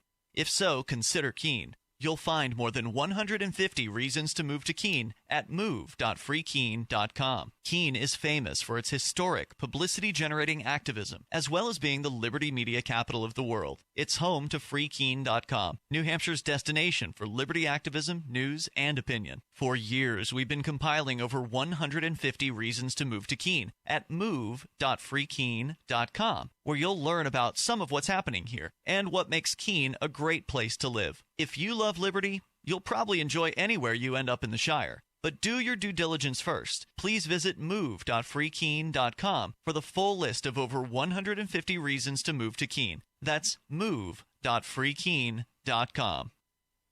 This is Michael Dean from the Freedom Fiends. I've run websites since 1996 and have used over a dozen web hosts in that time. AgristHosting.com is the only one that hasn't broken my heart. Agrist Hosting's uptime and service is stellar, and their DDoS mitigation is the best I've seen. That's important because if you tell the truth in this world, you'll ruffle feathers. And some people will try dirty tricks to silence your voice. No matter what the haters hit us with, Agrist Hosting keeps our websites online. If you have a mission-critical commercial presence or a world-changing activism site, you cannot tolerate any skullduggery. So go with agristhosting.com. Have a WordPress or blog site, but you're not satisfied with performance or uptime? Or just want raw hosting? Want to pay with Bitcoin? Agrist Hosting specializes in high-performance hosting with personalized service. Go to agristhosting.com and click on the button that says Get Hosted. That's agristhosting.com. So you've signed the Shire Society Declaration and are planning your move to New Hampshire to be around more liberty-oriented people. Next, sign up for the Shire Society Forum at forum.shiresociety.com. There are a bunch of people there who are already in the Shire, and they want to meet you. If you're already in the Shire physically, you should also come by the forums. Remember, not everyone uses Facebook. New people are signing up for the Shire Society Forum every month, so drop in and say hello at forum.shiresociety.com. Did you know you can listen to LRN.FM via our free-to-air satellite channels? We have channels over nearly all of North America and much of Africa. All you need is an affordable receiver and a dish as small as 30 inches. There are no monthly fees. Learn more at sat.lrn.fm. Plus, if you are a broadcaster or want to be one, this is a good delivery method for our content. See our coverage maps and get details at sat.lrn.fm. That's sat.lrn.fm. sat.lrn.fm. We have some good news. The indictments against Ross Ulbricht in the District of Maryland were dismissed with prejudice, meaning they can never be refiled. This is especially good because those indictments contain the only charge ever made that Ross engaged in murder for hire. This was a serious allegation that Ross Ulbricht denies. It was never prosecuted or ruled on by a jury, but was trumpeted by the federal government and the media as if it were proven fact. The Maryland court held these indictments for almost 5 years, poisoning Ross's case and leaving him under a cloud of unproven allegations. As explained in Ross's appeal to the Supreme Court, the fact that the judge used these allegations to give Ross a draconian sentence of double life without parole violated his Sixth Amendment right to a jury trial. Amazon is trying to show that robots have feelings too. Decided by a jury, not unproven allegations, never even charged at trial. Although this is a positive development, the dropped indictment will not set Ross free. Now, a presidential pardon is Ross's only hope of freedom. Sign the petition at freeross.org. freeross.org. This is the Liberty Radio Network, broadcasting the latest liberty-oriented audio content 24 hours a day at LRN.FM. Roads? It's the Ernest Hancock Show. Where we're going, there aren't any roads. Okay, Amazon is trying to show that robots have feelings too. Yeah, the company will start allowing developers to make Alexa more emotional. Carly Shimskins is here. She's from Fox News Headlines 24/7. All right, so Carly, tell us about Emo Alexa. Yeah, I don't know if this is cool or creepy. I don't like it. Yeah, but Alexa is definitely becoming more human and can now sound either excited and happy or disappointed and sad, depending on what you say. So that means that Alexa is actually interpreting your words and responding appropriately according to the correct emotional response. She might be judging us now. Exactly. Wait a minute. So you know what? Let's play Alexa in her emotional state. Let's listen to it. I'm playing a single hand in what looks like a losing game. Single hand in what looks like a losing game. Okay, so the first one was the excited. Yeah, so first Alexa was really happy about playing a single hand in a losing game. The second Alexa, not so much. And Amazon said that this would be used if you say, hey, Amazon, Alexa, my favorite sports team lost. Then the Alexa would respond with empathy. And they said that they did this because of customer feedback. I was going to ask, will the customers like this? Yeah, well, apparently, according to Amazon, they said that more customers like when Alexa sounds more human. I disagree. I think it's kind of strange. I'd like to keep my humans sounding like humans and my robots sounding like robots, but call me old-fashioned. No, but next thing you know, Alexa is going to cop attitude. I know, She's going to tell you off. Well, there are Girlfriend, you do not want to have that cheesecake. Emo Alexa and saying, Mom, Alexa yelled at me. No, okay, see, it's too much. It's too much. Okay, now. Okay, wow. Can I get a wow on that one? This is wow. I'm no wow. Wow. Holy crap. So I'm worried about there being we are guinea pigs. We are being used as a mechanism to train AI. All this is the feedback of sooner or later you're going to have the overlord of they're going to be telling you what's up and just get over it. Here it comes. So I'm looking at what are we going to do with this technology.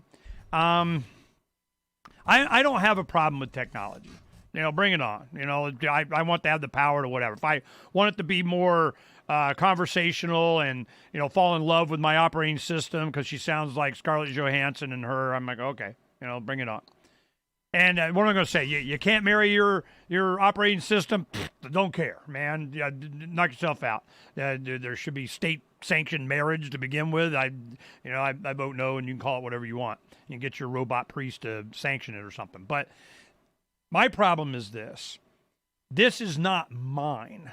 It is not Jarvis in Iron Man. It is not insulated from the rest of the internet. It is not private. It's not encrypted. It's not mine. Now, I'd love to have my own Jarvis. I need my own AI precariat. I need and even look out for my interest, protect my whatever the heck. Whatever instructions I get. They can talk funky and sound like a butler and give me all the emotional range. Well, I don't care. But that's not what they're looking to do. They want to have this to where you interact with it and they can see what your response is based on their emotional response and how you act and escalate. It'd be like a flame war with your own freaking computer. This is going to be enormous amounts of data and information that they've always wanted. Don't think so? Look at the emoticons on Facebook. Yeah. How did this article make you feel?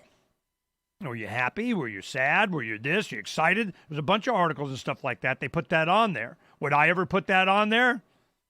Nah, I don't think it would be reflective. I think people game it and jerk around with it, and it wouldn't be. But if you're doing enough people over a long enough period of time, you can get some kind of. It would be for campaigns, for advertising, for political votes. This is, it's going to get a short story in the 90s. I was thinking, I'm going, they could have a frequency, that comes out of the television that would interact with your brain at a certain level of emotion to tweak a little something. And all of a sudden you see a Hillary for president commercial. You go, yeah, she is kind of hot. I like, she must bake cookies. Hell, I smell cookies. It's just weird stuff. If they can, they are. They sure as heck want to. And Amazon is doing this. What do we have here? An emotional response, appropriate or not, to whatever's going on in your home, what you're talking. They've had, people are, families arguing. Husband and wife, ouch, quit it. And then all of a sudden Alexa goes, hey, I think we just all need to take a break. Wait. Actually, he's doing this. Now, there are people that are listening to it all the time, too. And this is one thing that's come out. They said, yeah, they're listening and use it as evidence, in whatever trial of something. But then here comes the iPhone. iPhone comes out and Apple is saying, yeah, they're starting to do advertisements on privacy. They're going, yeah, that's your private data. Are you sure you want to do this? You know, we're going to have some private data. We're Apple. We're going to make it more private. Okay. You know, is that? And then somebody was complaining. Yeah, I was looking down here. I had it, and then next to my there it goes. All right. You guys can see this. Apple update for user privacy fuels questions and criticism. Seattle Times, so interesting what their view is going to be. The latest flare-up comes after Apple made changes to its new mobile operating system that it advertised as improving privacy, but that also give the company an edge over other app makers in using the location tracking features of the device.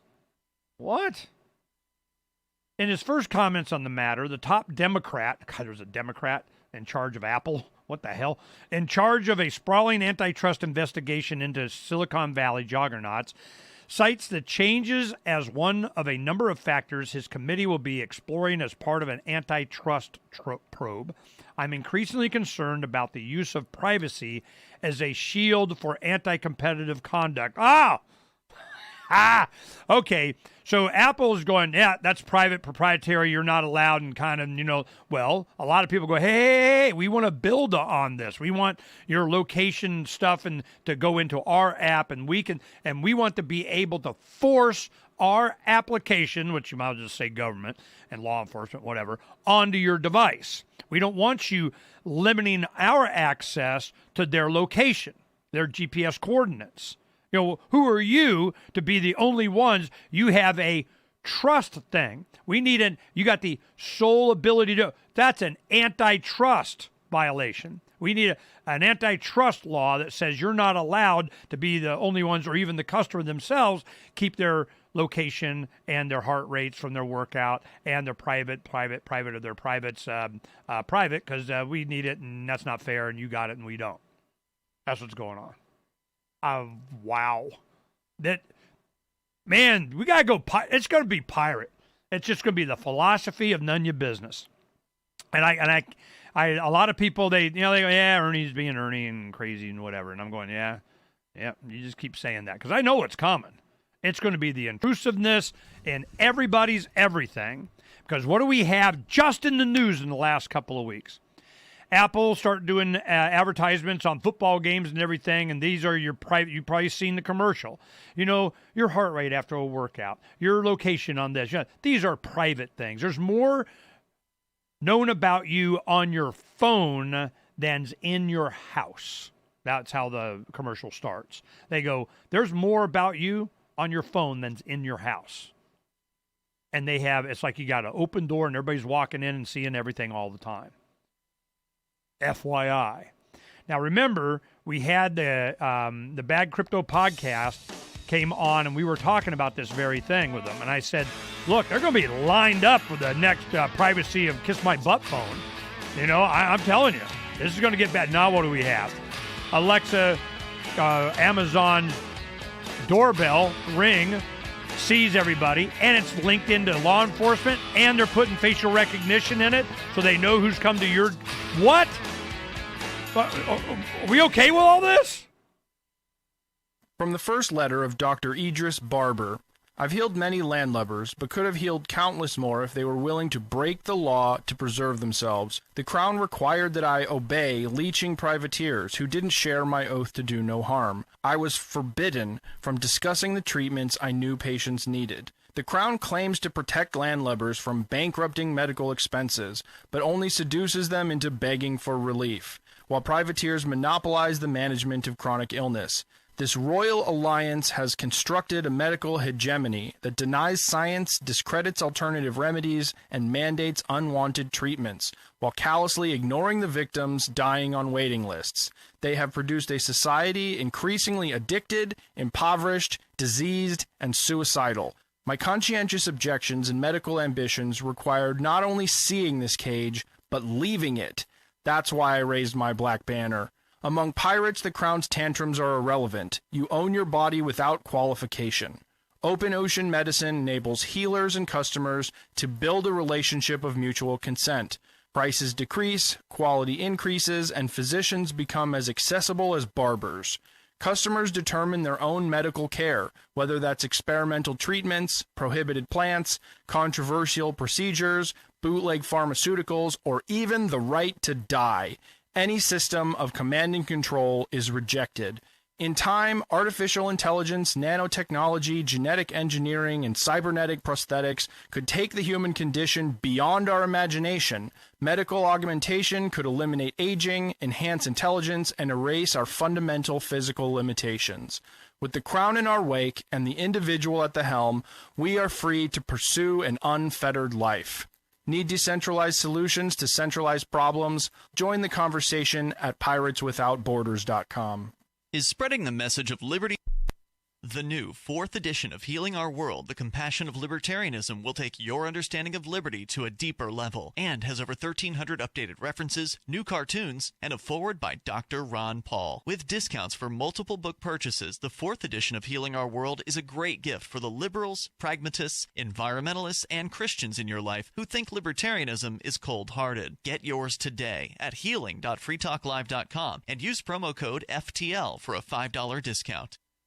Now that you've found the Liberty Radio Network at LRN.FM, you may want to help expose others to our great programs. To assist you in doing so, you'll find resources at promote.lrn.fm, including details on how to get a free bumper sticker, quarter-page flyers you can print out and distribute, banners for your website, as well as files that will allow you to make your own custom banners and graphics. Visit promote.lrn.fm and help bring new listeners to the Liberty Radio Network. That's promote.lrn.fm.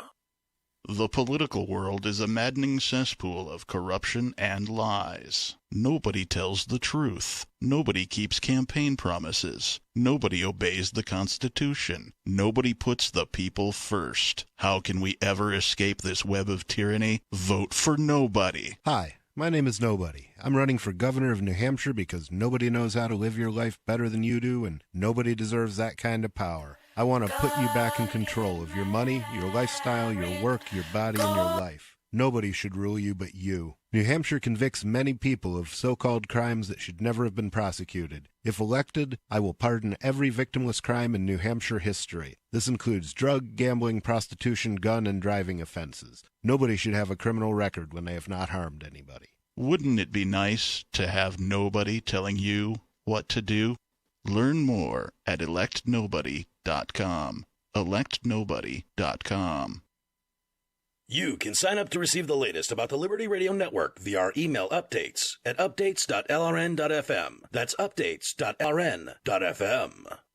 It's time for Declare Your Independence with Ernest Hancock. Going to the chapel and we're gonna get married. Going to the chapel and we're gonna get married. That's me and my Alexa. We're gonna get married. And what if can come with a male voice? What if I'm gay? Can I marry male Alexa? Here it comes. I marry your dog. You can make your cat your beneficiary of the way. I don't give a crap what you do with your, whatever. Be my guest. Peace out. But I'm telling you, man, this is gonna freaky deaky, and they have to change us. This is what's going on, man. They gotta get inside. They gotta do some DNA, shifting of psychological, some weird crap. And there's some stuff that, oh yeah, here it is. Whoa, I was gonna put it up here. Next to my ha. Well, we'll get to it. I'll go through some of these articles here. All right. Lou Against the Left with Lou Rockwell and Ron Paul. I haven't watched this yet. I got this up because I want to see it. Lou Rockwell, been around a long time. He's spoken at our summits. I've, talked to him, written on the page kind of stuff, and he's getting older. They were saying somebody went up to him. I think it was, Charles Goyette was telling me he was at a walker at an event in California recently, and he goes, some guy went up, well, are you planning for your secession? Oh, thanks. Do I look that bad? I mean, damn. But now they want to work this out. We'll see what happens. Now, Jeff Dice, the president of the Mises Institute, is going to be speaking at our Freedom Summit in February. So, we'll see what's going on. All right, here. Judge upholds charges that could put Weinstein away for life. The ruling made public Wednesday clears the way for prosecutors. Don't care. You know, I mean, bad guys they never get what they deserve, and there's always a deal. You know, he gets hot and cold running massages in his prison cell or something. Well, don't laugh. Epstein did. Epstein just kind of, he had him coming in and out, and he got to leave whenever, man. I want the freaking movie. These things are going to get movies. Are you kidding me? Of course they're going to get movies. We're going to find out what's up. So, all right, we'll find out. We talked about Poland repatriating its gold. Let's see. We did that. European central banks are slowly preparing for Plan B. All right. They're starting to buy gold and repatriate their gold and getting some gold. But is gold price going up? No, this thing's so manipulated right up until it's not. When will that happen? I don't know. How will it happen? I don't know. But, math is math. A $20 trillion problem. Now, we talked a little bit about this. In our latest look at the turmoil among China's small and medium banks, what happens? They start doing a stress test on them, and they start folding. There's already runs on some of them out in the hinterland. It's kind of amazing that China even has more than one bank. Well, they sure got one system, just like the Federal Reserve here, I'm sure. So this starting to sell their Deutsche Bank is going down big time. And we talked about this one. Deutsche Bank is going down. So what do? They need to get rid of their toxic assets. What did they do before? Here in America, the Federal Reserve, the government took them, or the Reserve, whatever the hell, and then he just kind of went away. Yeah, he didn't get paid. Life sucks. And one for one, we got $100 million or $100 billion or $100 trillion, whatever it is. We got here in these toxic assets. Guy, we'll take them. That's all right. And here's your money. They just printed it up. Trillions of dollars. You're made whole. It's all good. Don't worry about it. We just flushed it. Well, that went in inflation. Everything jumped up in price. This is one thing that we did. We went and we did the time capsule. And when Barry and Emma came from Ireland, they came and visited. And we went to Canyon Lake. We have a boat to a little canyon, then another little canyon, and another beach, and you go down and you go walking through in the waterfalls, and kind of here and there, and you get to the end and underneath the cactus of the this and the rock, and kind of time capsule. Okay. Now what we did in there, I think it was 10 around in there, so it's almost a decade ago. We put in, and I knew to do this because I knew it was going to happen. We took the Wednesday mailings that you get in your newspaper, all the coupons and everything, and it shows the prices, the price of beef, price of this, price of that. Well, we took a stack of that stuff, we put it in there. Then a few years ago, Keith Cernick and I, Tarzan Keith and I went there and to kind of, refresh it and check it out and show them where it was and be cool. We go there and we put some stuff in it and take stuff out, whatever. And we go there, did it again. We did it again this time. So you have, for 10 years, I don't think I know. In the time capsule, it shows what the price inflation is on things. What went down?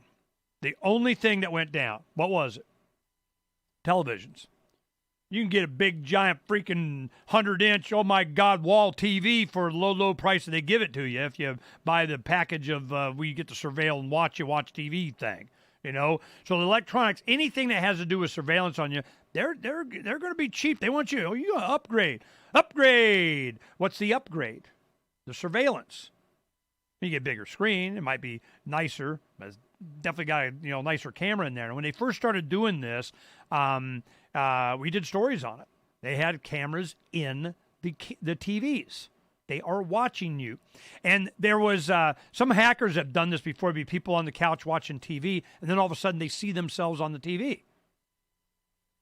You don't believe me? Go look.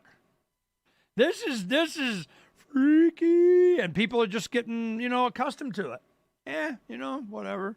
Now we talked about South Carolina making legal tender gold and silver. That's cool. second bank run. The bank was at least the fourth to be on the verge of collapse after recent prior nationalizations of Baoshang Bank, Bank of Jinzhou, and most recently China's Henfen Bank. I guess as these banks go down, they just get collectivized into the whatever, and you're not allowed, and then people are going and getting their money. Is it worth anything? I don't know, but there are runs. It's financial. Now, who is funding the huge flows to Antifa? Okay, let's spend a little bit of time on this. I'll go here and find out. They got my attention. What's up? Okay, Antifa is a global and globalist corporations-controlled skinheads organization, or whatever. Antifa, or rather the head of the Hydra, is likely very small. I would guess only a couple dozen people, and they're getting the payroll of doing something. I wonder, where are these guys? How hard would it be to just, put on all black and just follow these guys back to the bus later or something? I guarantee Project Veritas or somebody's doing this very thing. Within hours, Antifa, supposedly made up of a motley anti-fascist leftist, can organize, promote, and ally itself with similar leftist groups around the world. They are there. They're brown shirts. They're muscle. I've seen this before throughout history. There's always the thugs in the street. Antifa organizes or takes part in mass marches and protests from Seattle to Shreveport, in Florida, Berlin, London, Stockholm, Madrid, hundreds of cities and towns throughout the West. Police and health authorities in Copenhagen, Ottawa, Paris, Turin brace themselves when a leftist protest in which scores of Antifa members are involved is scheduled to literally hit the streets. And when this tiny leftist group hit the streets, up to 1,500 cops pretended to confront these usually violent insurrections. They pretend. Imagine the hysterics if these posers were media's ethno-populist instead of an international gang that publicizes its intent to violently overthrow Western governments. Antifa are the violent carbuncle pus of corporate America, whose purpose is to destroy real opponents of capitals. Typically, 2 to 3 of the more violent activists will be detained, which is not the same as arrested and charged. Corporate-owned media will either turn a blind eye or carry out a damage limitation exercise, often laundering the image of Antifa. Supposedly, mainstream political parties decline to take sides and refuse to call for tighter control. Who pays? If Antifa were a commercially run corporation, this international leftist-controlled protest group would cost several $1 million a year. Why is such money needed? There are media editors and journalists on the payroll, offices to maintain, all of which are equipped with cutting-edge office paraphernalia. Graphics and marketing are not small change outgoings. Antifa heads will be on high salaries, but the real costs are in organizing and footing the bill for the rapid movement of squads, demonstrators, to wherever in the Western world they feel they need to place them. I seem to recall that the sponsored protesters instrumental in the overthrow of President Poroshenko Ukrainian government were paid $14 per protest, which might be some real money there. There's some money behind this. There's something going on, and this is all going to come out too. I'm sure it is. And where did this stuff come from? Who are the people in this? What is it? We'll find out. And I'm like, why go to these things? Why? And we got Proud Boys and this, and who goes to jail? People fighting with these guys, they don't know who they are. They're gone, and boom, if the other guys go to jail. Why do you engage with these people? It's organized group fighting on TV and CNN to get them. I don't care. We'll be right back. Following earlier reports of 27-year-old Mark Felder's profound and startling level of pride in his alma mater, the University of Miami alumnus spoke to Onion reporters about his strong affection for the academic institution that left him totally unprepared for the job market and floundering in $50,000 of debt. I would not trade my time at the University of Miami for anything. Miami has the best college experience in the country, hands down. I had an awesome time there, and it's an amazing place. We've got awesome bars, awesome sports, an awesome campus, and we're pretty much right next to the beach. I mean, what more could you want? You have to be crazy not to go there. Felder, who paid over $140,000 in tuition, told reporters he takes an annual trip to see a Hurricanes football game and visit the university that failed to teach him any marketable job skills whatsoever, leaving him so financially helpless he was forced to move back in with his parents after graduating. AMI, fight! Yeah, it's all about the... Sean, Sean, I got you. Hey, Ernest, how are you? More than wonderful. Let's get you set up here. Give me a second.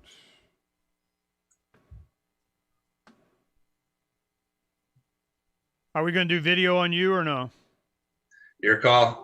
I'm on video, so it doesn't matter, audio or video.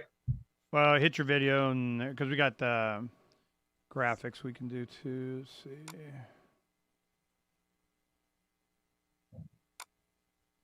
How's that look? Hold on a second. I'm in somewhere else getting your graphics.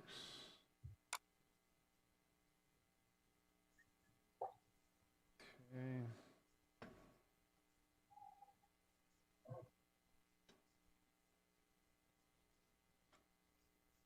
Yeah, there we go. And then let me share graphics for the first part. We'll probably run these for a little while.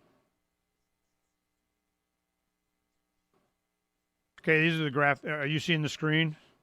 Yeah. Okay, let's go through these. Those are not very great ones. Why? They just look outdated. That's all. But that's fine. Slackers. We're such slackers. Okay. All right. Well, we'll run those for a little bit, and then we'll yeah, that's good. And then we'll just go to you and I, and we'll do this view here probably. You know, so we'll do that. Okay. How much time we got? Yeah, we got 6 minutes or so. I'll go freshen up coffees and all that kind of stuff. All right, let me go over this real quick, and then we'll talk about what we want to talk about. Sean Nolan, entrepreneur, experience, management, self-ownership, enterprise, operation, enterprise, entrepreneur, enterprise. Okay, blah, blah, blah, blah, blah. Client service became involved in blockchain technology through the advocacy of Bitcoin in 11. Speaks at that. Dynamic, energetic operator, 23 years, business operator, proven, yada, yada, yada. Interface, some Equistart. From creation to management, Equistart makes working with business documents easier, faster, more secure, delivers an enterprise cloud solution to draft, sign, manage, audit, how it works.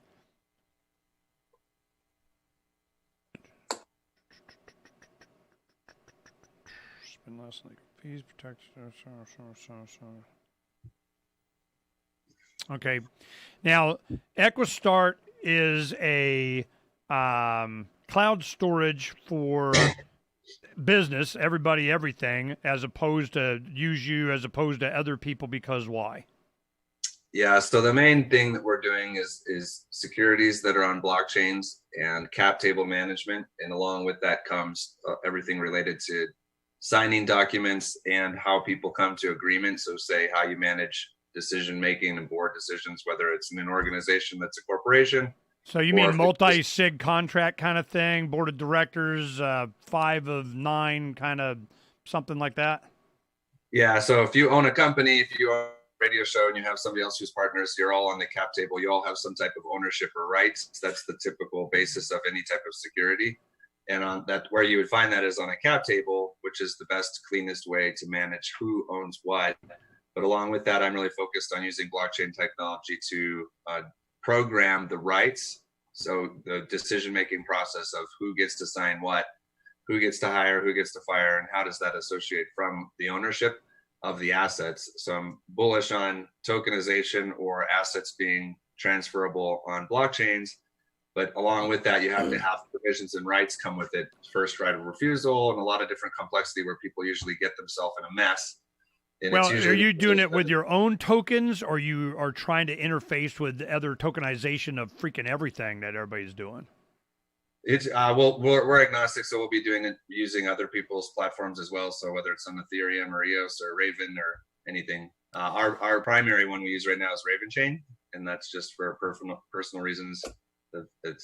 We just had Tron Black on a couple of weeks ago and Bruce Fenton talking about Raven, because we have this is a pirate ship, the Precariat, that blah blah blah. It's a virtual thing. You go to pirateswithoutborders.com and you'll see the video of it. Well, what happens is it's a word picture concept of going pirate and using technology to do this. And one of the things is that when you do ownership or lease out or rent or buy your condo on the pilot. This thing's 1,000 feet long and spaceship and all that kind of crap.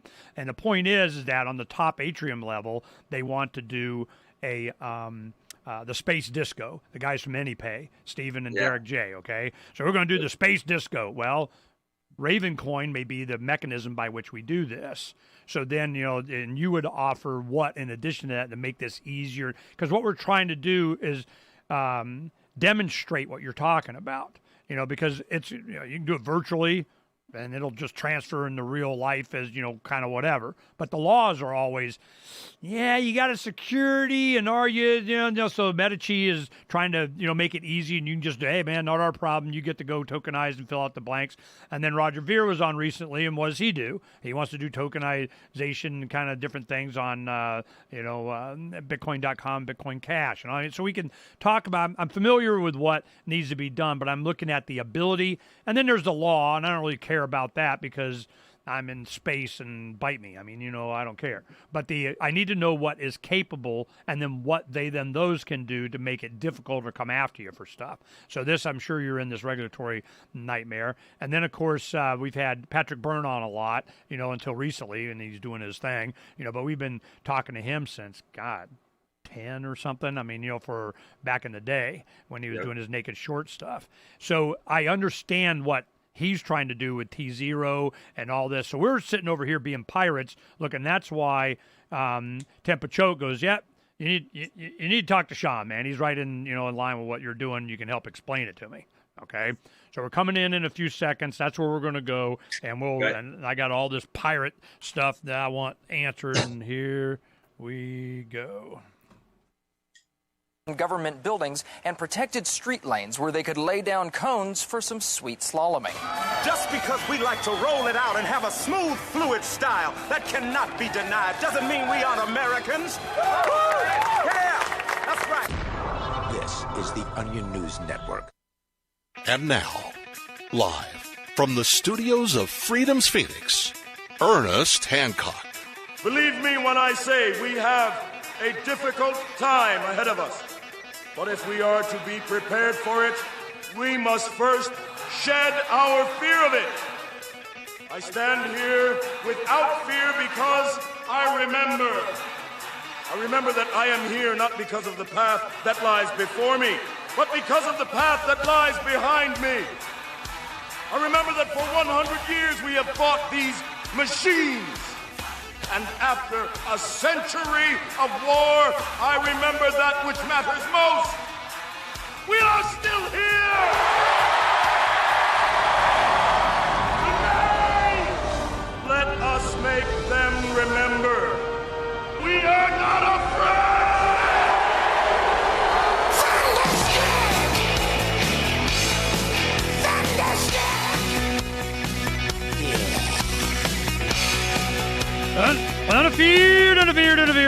Unafeared here on Declare Your Independence. I'm here, Ernest Hancock, in Phoenix, from the beautiful studios of freedomsphoenix.com. All right, what we're going to do in the third hour, Sean Owen from Equistart, equistart.io, EQUA start.io. All right, give you some of his bona fides here, and we'll get down to it. Now, it's a blockchain a thing that's going to be able to do tokens and securities in a way that you can use in your business and say, explain it to us. Now, Sean Owen is an entrepreneur with experience in management and ownership of enterprise operations with a passion for systems development, business operations, product delivery, and client service. Sean became involved with blockchain technology through his advocacy of Bitcoin in early 2011. He frequently speaks and writes on blockchain technology and digital currencies. A dynamic and energetic operator with 23 years in business operations with proven track record, a progressive graduation of growth, both personal and professional, blah, blah, blah, blah, blah, blah, blah. But let's get down to Equistart. From creation to management, Equistart makes working with business documents easier, faster, and more secure. Equistart delivers an enterprise cloud solution to draft, sign, and manage all of your organization's agreements, capitalization table, and ownership structure.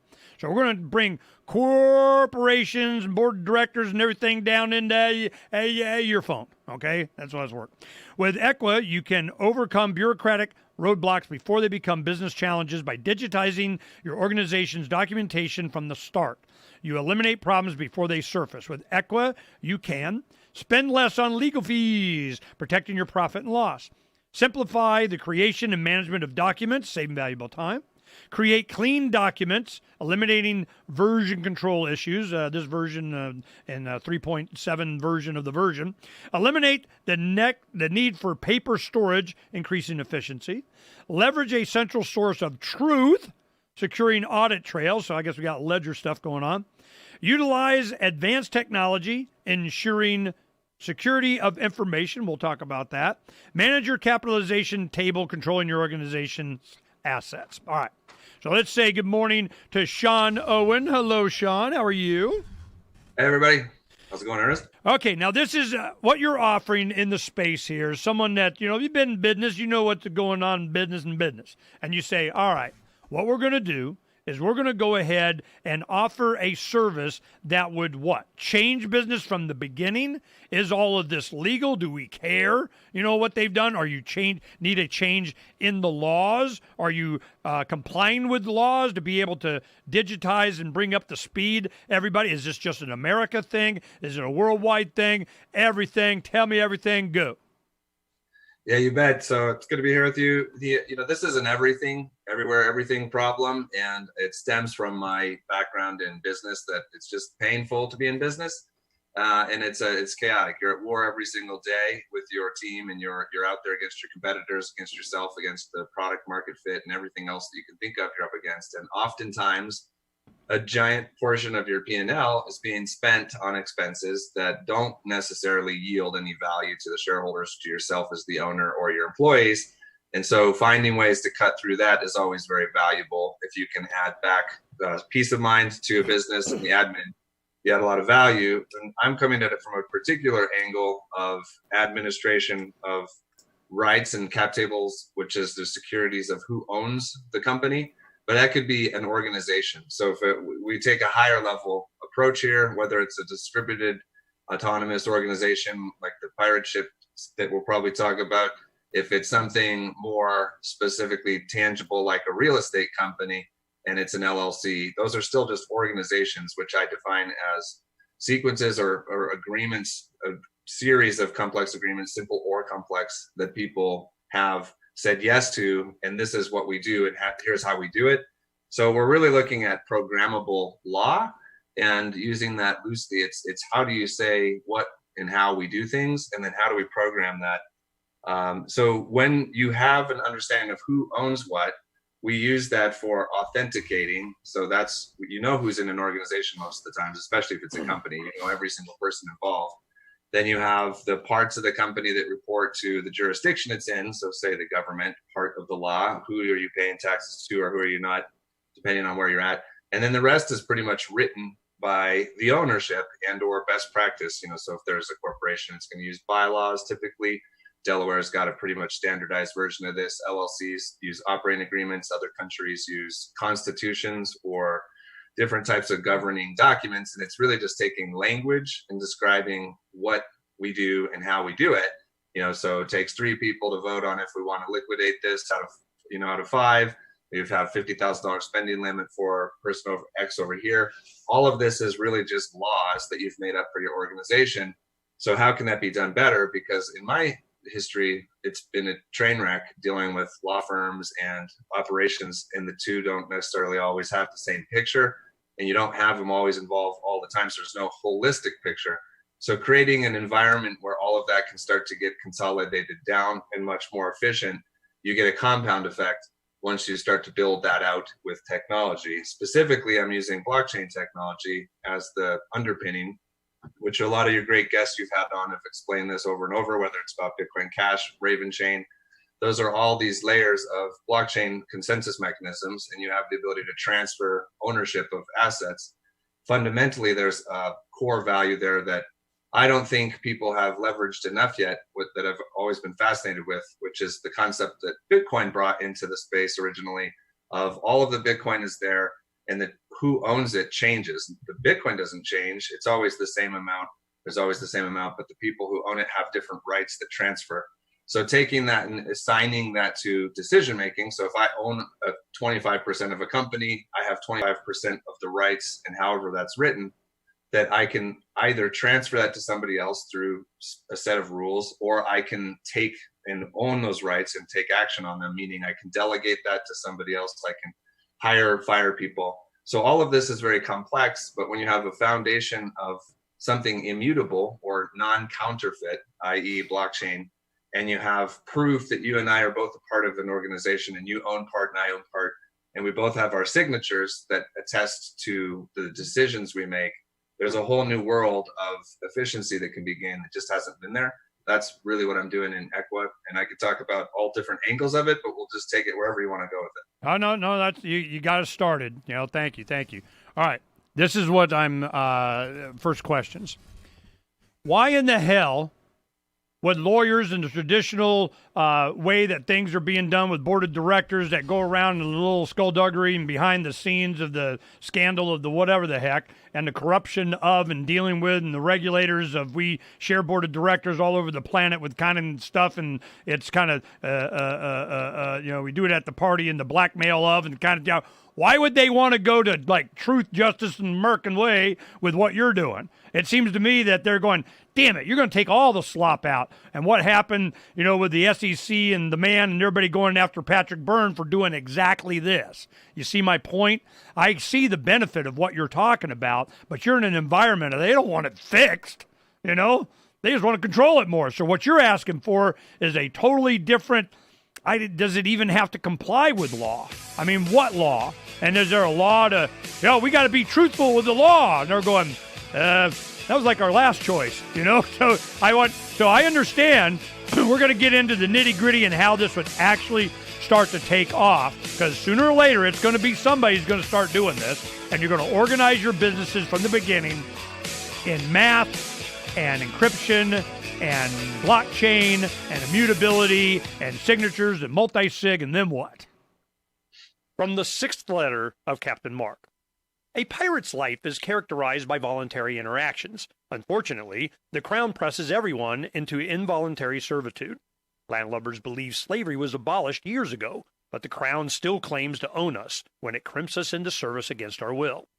Given sufficient ambition, it would gladly draft thousands of hapless victims to kill or be killed. It's simply slavery by another name. Landlubbers are routinely commanded to serve the so-called justice system in jury duty. But before you swell with civic pride, consider that how you feel is irrelevant to the Crown. You will appear as ordered or face punitive measures. The Crown insists that you participate in your own oppression. A jury summons provides pirates with a unique opportunity to obstruct injustices. A juror can vote not guilty, even if it's proven the law was violated. A juror can acquit for any reason at all, and not even a judge can reverse that verdict. Receiving a jury summons is basically winning the sedition lottery. But if you reveal that you know this during jury selection, you'll probably be dismissed. If the Crown foolishly crimps a pirate into jury duty, it behooves the pirate to conceal their intention to nullify unjust laws. If a master takes 100% of your labor, it's called slavery. But if they only take 50%, they call it taxation, a difference of degree, not of kind. Whether the Crown claims a fortune or a cent is irrelevant. Most of all, a slave owner desires contented slaves, meaning thoughtless ones that accept their bondage. These house slaves see no contradiction in being drafted in a war to end slavery or summoned to a jury to prosecute tax evasion. An ideal slave knows no higher call than the master's will. The Crown's highest ambition is that its slaves revere the authority that subjugates them. But the Crown does not own me. I will not surrender my time and treasure to the Crown's ambitions. Join the conversation at pirateswithoutborders.com. Are you a cryptocurrency advocate? The Crypto Tip is the ideal outreach tool to help new people discover cryptocurrency. It's a printable business card-sized tip that you can give to service providers, preferably in addition to a good cash tip. When the server scans the QR code, it'll bring up Pirate. Okay? This is all, you go to pirateswithoutborders.com, And yeah, do that for me. I want you to see there's a couple of things here that plays right into what you're doing. You go to pirateswithoutborders.com.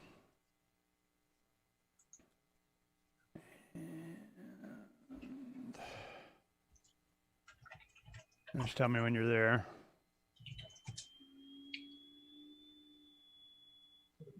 Almost there.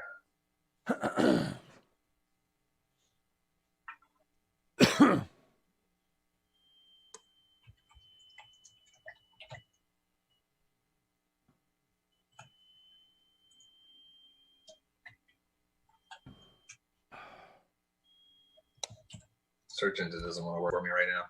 Well, you can look up here on the screen when you're seeing, you can see our There you screen. go. Okay, Yeah. you go there, and then you have each of these categories, like communications. There are links here. We'll make that more obvious later. But these are all the technology and communication that decentralizes down the power down to the individual. That's kind of the point. Energy, shelter, all that kind of stuff. Then on Amazon, you can get the book, and then online you can read the letters of Captain Mark. Now, what the letters of Captain Mark is kind of, what we say this about that. The second letter of Captain Mark here is on cryptocurrency. The third letter is hailing frequencies invisible to the crown. I need communication that they don't see. Now, reprisal is it's letters of mark and reprisal and whatever. The fourth letter, scuttlebutt, is on an ID system and a reputation score and so on for a lot of stuff. So those three letters. The second and third of Captain Mark and the fourth of reprisal. These are the ones that I want to talk about. Here we go. To be a part of the show, call 602-264-2800. 602-264-2800. And now, Ernest Hancock.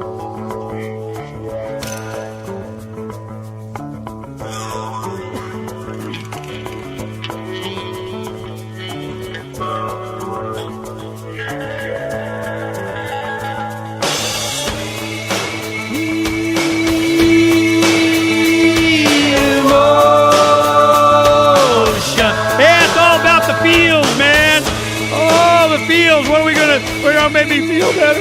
I tell you, in business, feel better is like you can do business and not be bothered by all the crap.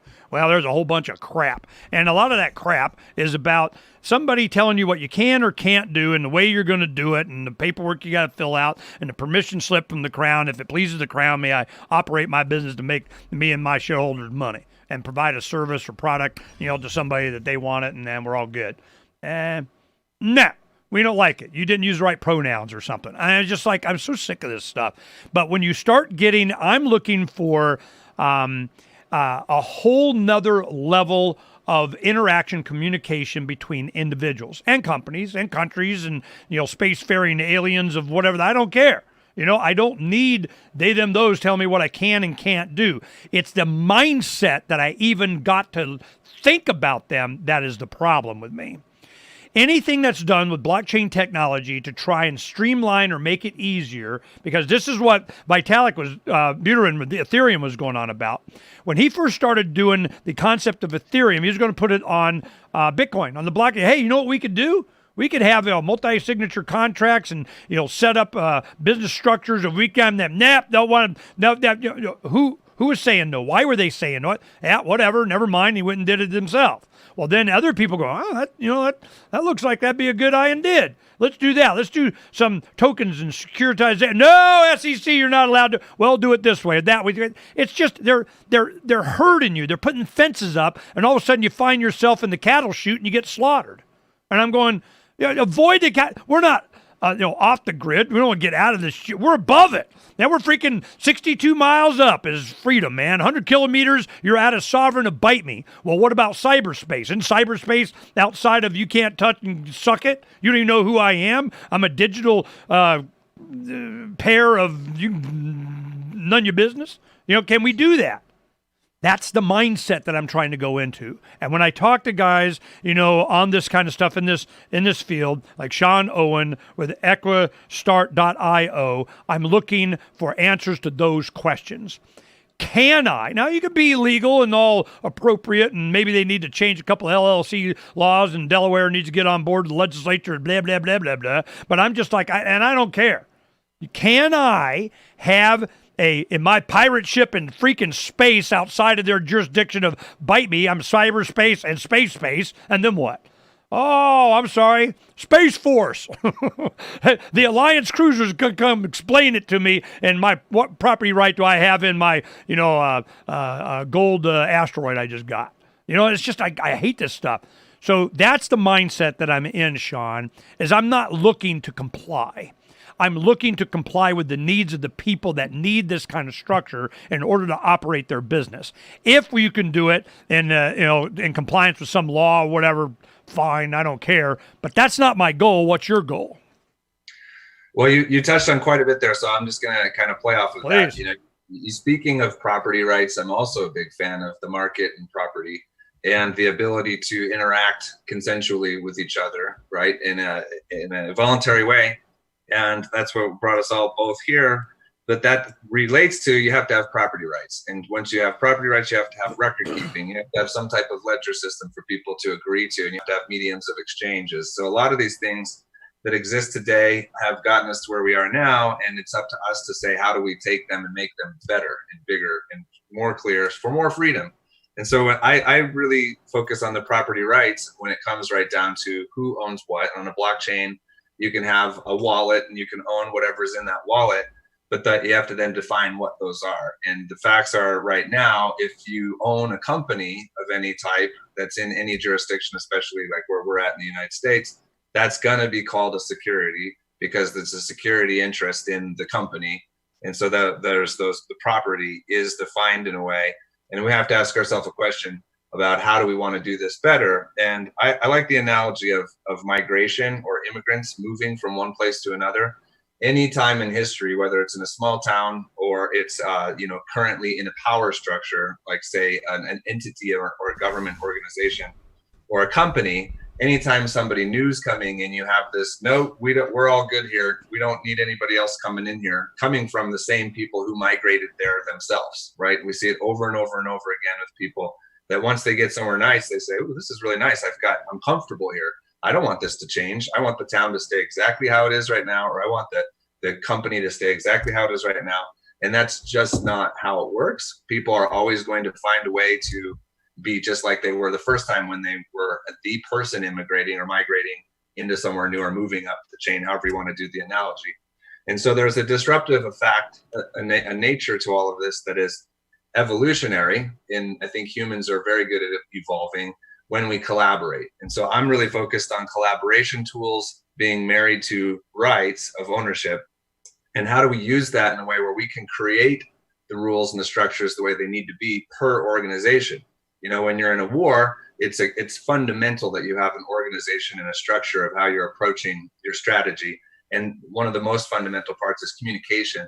And businesses and organizations are very much like that as well. So the ones that have the best structure, the best way to organize themselves, the better communication, collaboration tools, and the better strategy will almost always meet the mark better and win. And so we're dealing in a situation where, as you stated, in many different ways, there's power structures that exist that are comfortable, that don't want anything to change. So they're going to keep pushing you right back into the chute, right? They're going to continue to put the fences up and the walls that exist that serve the way that it is today. And the people that are enjoying that power structure don't want that to change. They're totally fine with it. And that's a whole nother problem. I think from the grassroots coming at it, from peer to peer, from the end or the fringe, where all of us are the network, we're society, we are the ones making the value at the end of the day. Us transacting with each other is what drives the most value. I want to focus on how can we create better tools to start from day one with a brand new organization and structure it the way we need to, very flexible, so we don't have that same problem or dynamic that exists every time something gets big enough. You start to get this problem of the people in control don't want it to change anymore, or it gets burdened down. Sometimes it's just bureaucracy just completely halts it to a grind. Even in small companies, this happens all the time. So how do we have a better process for saying, hey, here's the rules today, but this one right here on the left, or clause number 5, doesn't work right now, and I want to vote and collaborate and get that thing out of the way. How do we do that in a way that's much more efficient, right? And there's been plenty of examples of wanting to do this in government, plenty of examples of wanting to do it in corporations, but organizations could be unions, they could be gaming societies, they could be outer space pirate collaborations, they can be anything. right? And so how do we create the rules? And I think it fundamentally comes down to, what do we come to consensus to, or what do we agree upon, and how do we agree? And having a level of transparency and actionability there is critical. Yep. Okay, you're doing well, man. Got a lot of questions. Let me write something down here. Okay. I want to remind myself to do that. When we come back, we're going to talk in the break. You guys on the live stream, there's still going to be some good in the break here. You know, go pay attention. And then when we come back on the live show, we'll sum it up and tell you what's up. Be right back. Should you be able... Okay. Now, we're still, Donna warned you, we're still recording, live streaming and everything. So, you know, FYI. So, you know, don't give me your password. The, When I hear you saying all of this stuff, I'm going, you know, this has been going on since forever. And what happens is you'll go, all right, what's the role of government? The only role, that's why this show is Declare Your Independence with Ernest Hancock. Because for me, the Declaration of Independence is the model by which I can see that we had a chance in the beginning. And then, of course, they bastardized it up. But the only role of government is the defense of individual rights. When it doesn't do that, it's time to alter or abolish. It's your right. It's your duty. Well, my point is I'm going, all right, well, they screwed it up and I can alter or abolish it. Man, it's my right. I can do it. Hell, it's my duty to have a better thing, to compete in the marketplace, and we're going to do it this way. Oh, hell no, you're not allowed because the big hand of the Alliance cruiser is going to come explain it to me. Okay? And I'm going, what if you don't know who I am? And I don't care. It ain't none of your business. Well, the only way that the government really gets involved is because they can see the movement of value. They can see that you're at some point you're going to go to a bank, or you're going to want to cash out, or you're going to do it in the dollars, or you're going, but what if you never do? You know, that's why they want to go after exchanges all the time. It's the exchange, because that's where the systems interface. When they stop interfacing and the dollar goes to crap and the BRICS wants to do their own crypto thing or blah, blah, blah, blah, then what? I have no idea, but those aren't going to let it go quietly into the good night. As we're talking about, I mean, the cattle shoot thing's a good deal. As they get more and more cattle shooted and they start getting in line, they're not like a wall of people, they get you in a line. Well, then you got these regulatory agencies and individuals just, you know, doing IVs into all your veins everywhere as you're going down the thing. By the time you get to the end, you're a shriveled beef jerky, and they put you up and sell the carcass for whatever they get for it at the end and made all the money in the shoot before you even got slaughtered. So I'm going, this is just, you know, I don't want to help them with the slaughtering. I don't want to make it a kinder, gentler, efficient, more they get a cut, because that's exactly what they'll do. And when I always say they, okay, you know, who's they? The audience knows this is my thing. There are those that just want to be left alone, and there are those that just won't leave them alone. That's who they, them, those are. You want to know who they, them, those are? And I say they, it's the ones that will not freaking leave me alone. And what they're going to do is put me in a chute and stick an IV and just suck the blood out before I even get to the end. And they're doing it right now. This is how business and government is done. This is why they have shared board of directors on everything. They milk everything, and the law says they can, and this is how they're going to do it. Well, I'm going, what if they're not involved? My pirate thing, what do you, I think I'm going to go to some crown and say, hey, if it pleases the crown, may I make money? Screw you. I'm opening a lemonade stand. What are you going to do about it? You see my point? You know? Yeah. So I'm looking for that. Now, if you make it more compliant or easier to do a lot of the things that the governments claim that they need to be able to help protect property rights, or the little old lady doesn't, whatever happens, well, I'm all about force and fraud. You know, but that's where the letter scuttlebutt comes in. Scuttlebutt is about an ID that needs to be, biometrically, it's freaking you getting on my pirate ship, and the next time you show up, it better be the same you. I don't care what you call yourself, but I know it's you. And then your reputation precedes you, because along with your ID goes what this happened. And then the reputation of the people giving the reputation and the system itself and all. So we kind of came up with this, and, you know, whatever, you can read it and you'll see. The point is that what you're talking about, I'm looking for. That's why Tim knew that we should be talking. The thing is that if it's compliance with the way the system is now, you just made it easier for them to destroy us. I don't want to be in compliance with their crap. That's the point. Okay? All right, here we're coming back. And we're back. I blazed through the break. All right. So respond to that. Now, what I was talking about in the break is that there is a obvious benefit to they, them, those that have all of these mechanisms by which they can corral you and fence you into the cattle chute for the slaughter, because they're putting IVs in you and bleeding you dry before you even your beef jerky at the end, before you even get to reap the reward. It is a bleed on the system. This is what Patrick Byrne was talking about and what T0 was to prevent, because they're bleed with no benefit or service to the industry or finance or not. They're just a bleed on the system because they can. So I'm going, and if they can't, they want to, and they're going to change it. Well, do they need some kind of technology to make it easier? There's a fee here, a tax there, a bleed there. Every time you change, you're going to code the crown into this system so that it can more efficiently take, and every time you transfer of it's ours now. That's a possibility, isn't it, Sean? So I think it's an inevitability with all new technology that there's going to be a fork in the road and a decision for people to assess where is this going. And we see this over and over and over in our lives, and there's choices to be made.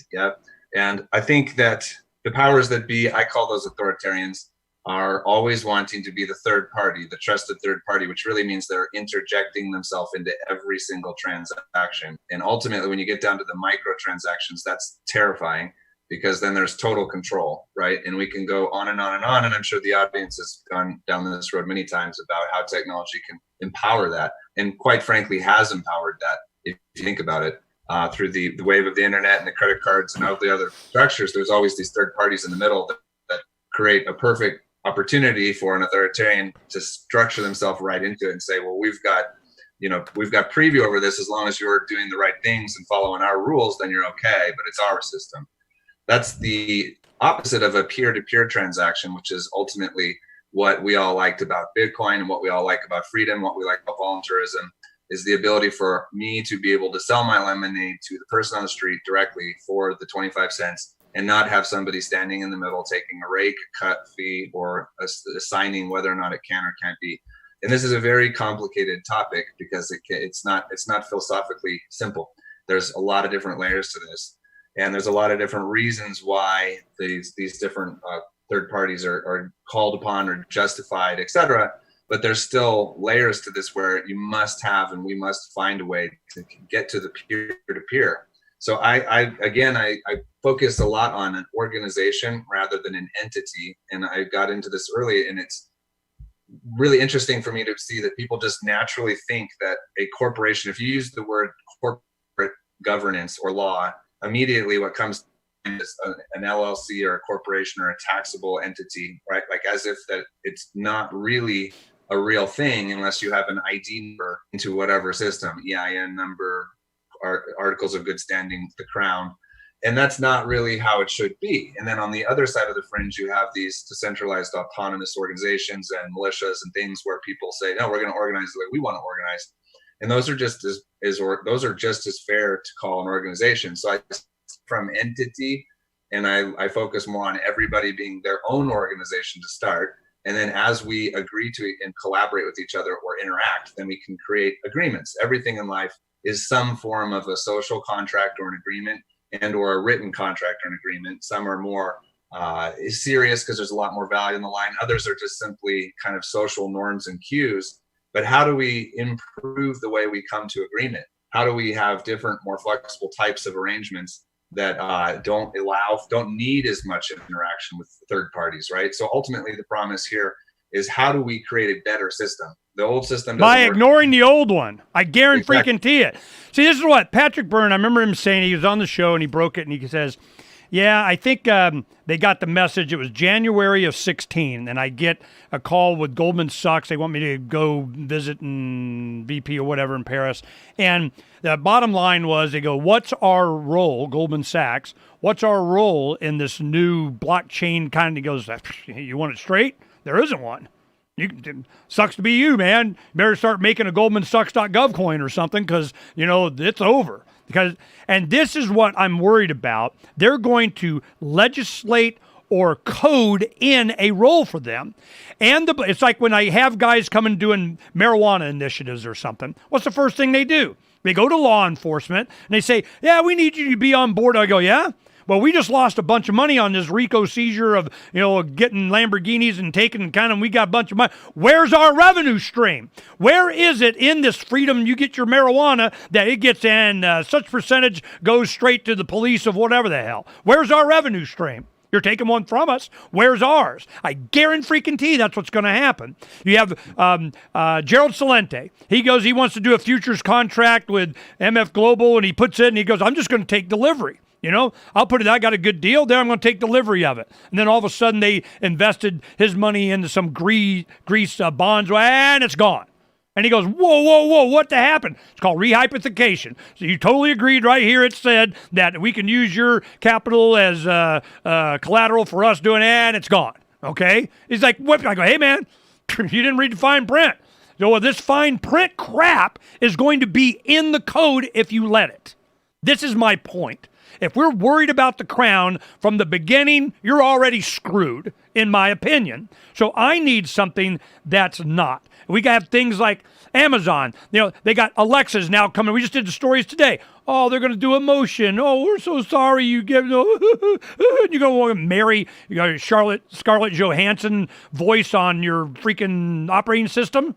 And I go, all right, fine. You guys are, and we got Ring. The door camera. Well, it's interfaced with law enforcement because they can. Who's going to benefit from that? And they got facial recognition because they can. I'm going, if we're dealing with the crown in any way, this technology is going to be abused to enslave us more. I want to be on record. What the hell is today? November 29th, 2019, talking with Sean Owen on Equistart.io. You interface with the crown to be compliant with them, and I guarantee it's going to make it worse. What's your answer to that? I don't know how let's look at it like this. If somebody who chooses to be an authoritarian, i.e. somebody who says, I must have authority over others, and I'm just following the rules, or I'm at the top of the rule set, they're going to do that no matter what. They have for as long as history has been around, period. Yep. And so that's not going to change. What does create freedom is the ability for people to improve and enrich the society, and technology has always played a very vital role there. So the double side of the sword will always be there, meaning you can't have new inventions. I believe everything that could exist already does exist. We just haven't known about it until we do invent it, but it was already there. The radio waves were already there. The technology for Wi-Fi was already there. We just had to come to the recognition of how to use it. So all things have been and will be possible, and we have to decide how do we take advantage of that. That doesn't mean that other people aren't going to say, well, I want to be the king, I want the crown, and so I say I have authority over you, and I've got more people with more guns, so that's just how it's going to be. Those people are just going to keep doing that. If so they can, they are. This is my point. They are. Ernie, do you believe the conspiracy or they're going to this or chemtrail or fluoride in the water and GMO of the genetic of whatever, blockchain, blockstream doing the blah, blah, blah, blah, blah. I don't know. Can they? Can they? Can they maintain, enhance, expand their intrusiveness and control over the individual to their benefit? Can they? If they can, they are. I need to where they can't. Give me a they can't. Is it possible with blockchain technology they can't? Yes or no? Yes. Boom. Design that. We're done. So here's what I think is fundamentally important for people to keep their mind on, is that when you use the term, let's create a better system, which I agree with, I think that is the only way. I don't think you can go inside the system and try to change it. I think you have to or you have to just build a brand new one that's better. We have to understand what kind of linchpins exist where people insert themselves. Well, they create, anytime there's the need for them to step in. So whether it's fraud, whether it's theft, whether it's all these things that they use as bad actors, that they come in and say, well, this is why we need the rules here. This is why we must enforce these. We have to do those better. Right. Meaning we gotta make sure there's no scammers. We gotta make sure there's no fraud. We gotta make sure there's no theft. I mean, we have to, as a society, figure out how to build better rules. Scuttlebutt. Go read the Scuttlebutt letter. You got 4 minutes. We'll be right back. Magic mud. Several years ago. This is my point. You're right. Who's going to enforce this stuff? Who's going to be the one? A lot of it's going to be reputation. I don't give a crap what certification they got from the Crown. I got these banksters are destroying the wealth of generations because they can. And they're digitizing it as weaponized money. This is weaponized money. And with the right technology and the right laws being followed, and somebody gets to plug an IV into you in the cattle chute, it makes it easier on them. I'm going, hell no. Hell no. I'm like, nope. So this, let's go to, there's a Captain Mark. I remember we addressed this in the second letter. Let's see. In another age, we melted the coin's crown and minted our own. We met in private spaces and traded in secret. But in space, physical money requires tremendous fuel to transport. Digital signals are weightless and can be easily sent to frontier settlements. In a digital economy, piracy requires a new currency that is peer-to-peer without third-party observation that can be exchanged using an encrypted signal. It must combine the solidity of precious metals and the fluidity of digital information. We must move funds further, faster, and cheaper than ever before, and make decisions based on an ever-accelerating flow of information. So, pirates require virtually instantaneous transactions with no arbitrary limits on volume or artificial influences on fees. Most importantly, a pirate currency must preclude centralization. It must endure as a decentralized network in the face of an adversary that wishes to crimp it into service. Otherwise, it will become another link in our chain to the crown. Given the choice, a superior currency with these features will result in the obsolescence of the coin of the realm and the extinction of the crown itself. This is what I'm looking for. And everybody keeps trying to, form it and to be allowed or something or endorsed by the crown. That ain't happening.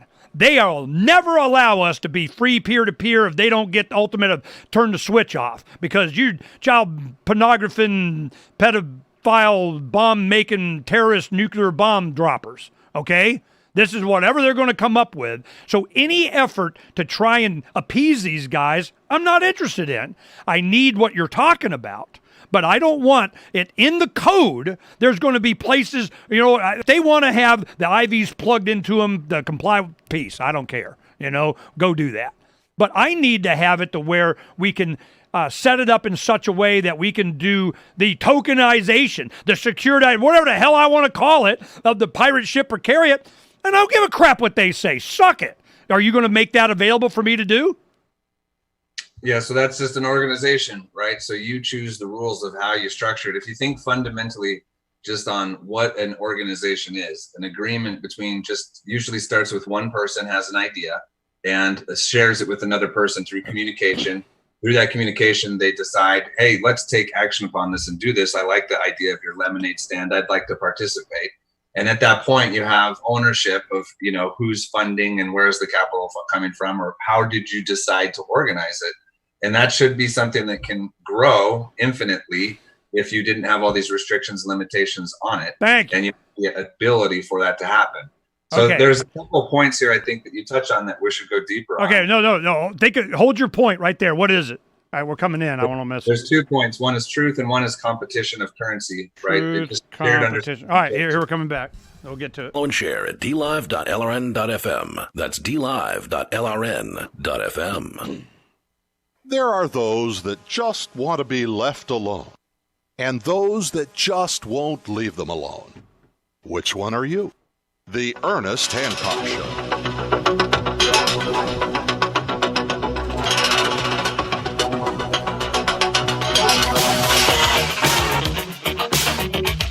Oh, these blockchain guys always get me riled up. Woo! I'm just, don't be, whizzing on my back, tell me it's raining. I just so many, we're going to enslave you more efficiently. We're going to do this better, or we're going to free you. I'm like, man, you're going to free me. I'm your new best friend. How much you want a pirate be pimping your butt throughout the galaxy and the universe of, here we go. I'm just right. Whenever I'm, me, man, I'm saying, woo, let's go get some. Well, I was promised a bunch of stuff. You know, when blockchain first came out, we were like, you know, getting our Casasiuses when they were like, I don't know, what, $3 and something. You know, Bitcoin or 80-something cents, $1, whatever we're talking about and doing. I'm trading. We're kind of having fun. Oh, and this is going to give me some. And then here come the bad guys, and you got to be compliant. Well, there's some people that go, oh, pick us. We're most compliant. We're going to comply. We go, oh, it's going to be on the IRS form I need, and how much money I made or lost in crypto needs to go right here. We win. Woohoo! Or the not so compliant guys. You know, what about them? You know, so I need to, I'm a not so compliant guy. You want to comply and do your software to do and kind of make it easier for you to do your QuickBooks or whatever. I don't care, you know, but do I have an option that I don't freaking care? Am I allowed to not care? Am I allowed to not freaking care? No. We got a Starship kick-ass Space Force thing or something. All right. Well, I need to not care thing. Now, we were talking about, and we're doing, Sean was getting up to old truth and, I can't read my own writing. What was it? Competition. Yep. All right, so go, answer my concerns. Go, man. So starting at a high level with the old phrase, the truth will set you free.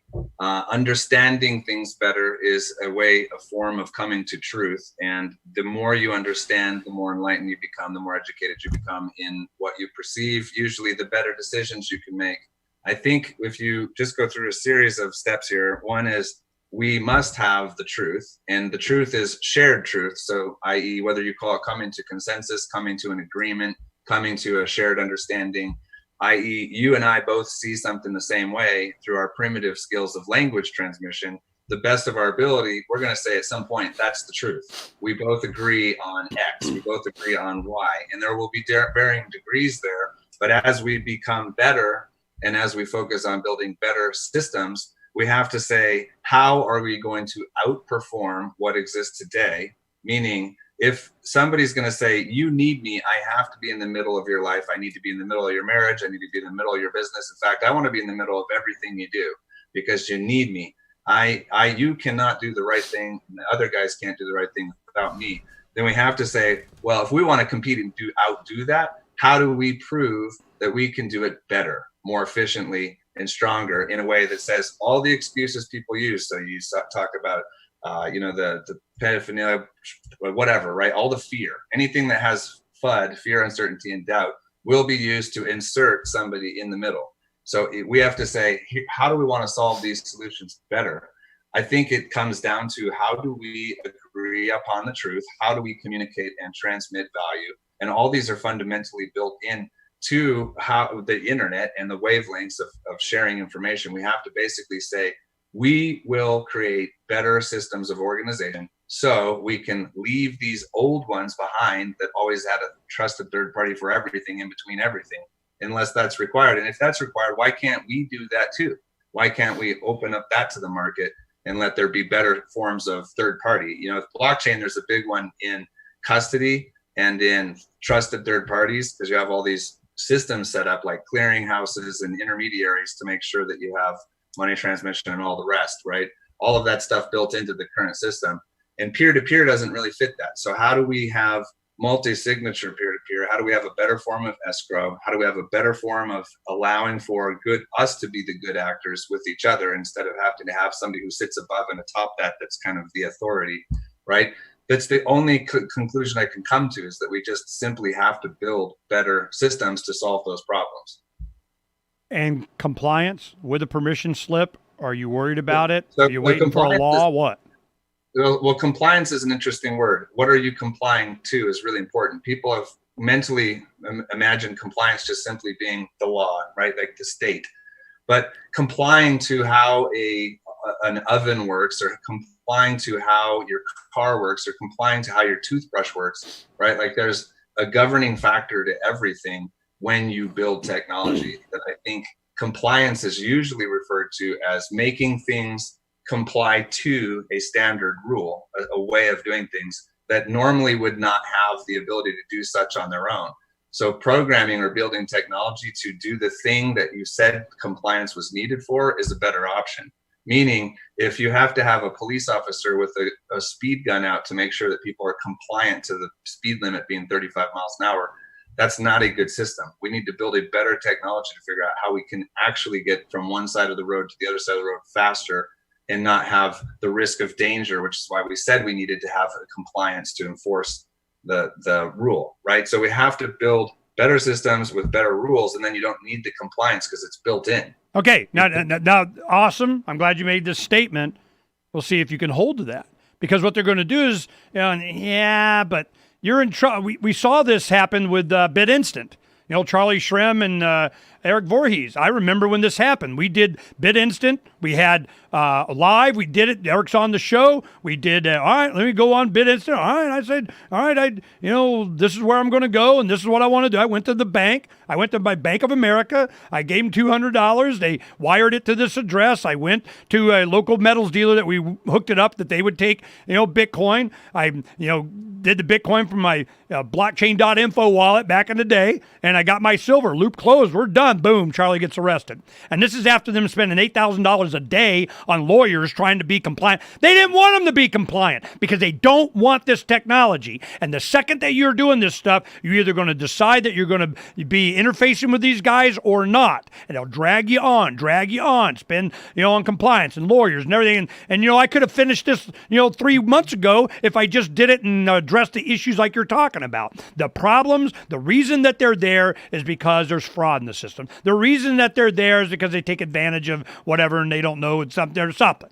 Well, you address those. Boom. Then you got the idea of who the people are, their reputation with our scuttlebutt letter. Problem solved. People can have their own, use up their own mind. If they can't, then don't freaking do it. Go with the compliance of these guys over there and peace out. I hate this fact that when T0 came out, you have to be an approved investor. Oh, I'm sorry. If you don't have $5 million throwaway money of you're not allowed to invest in something that I wanted to invest in. So I want to do an ICO, initial coin offering. Nope, illegal. You're not allowed. It's done. Really? Not allowed by whom? And what the heck do you think? I'm just out of the U.S. I did it through Barbados, the VPN of Suck It. If we're complying with all the reasons, fine. I don't have a problem with having a better system. But if part of that better system is, we got to do it in compliance with demand because they're going to shoot us, well, then you're doing it wrong. What's your response?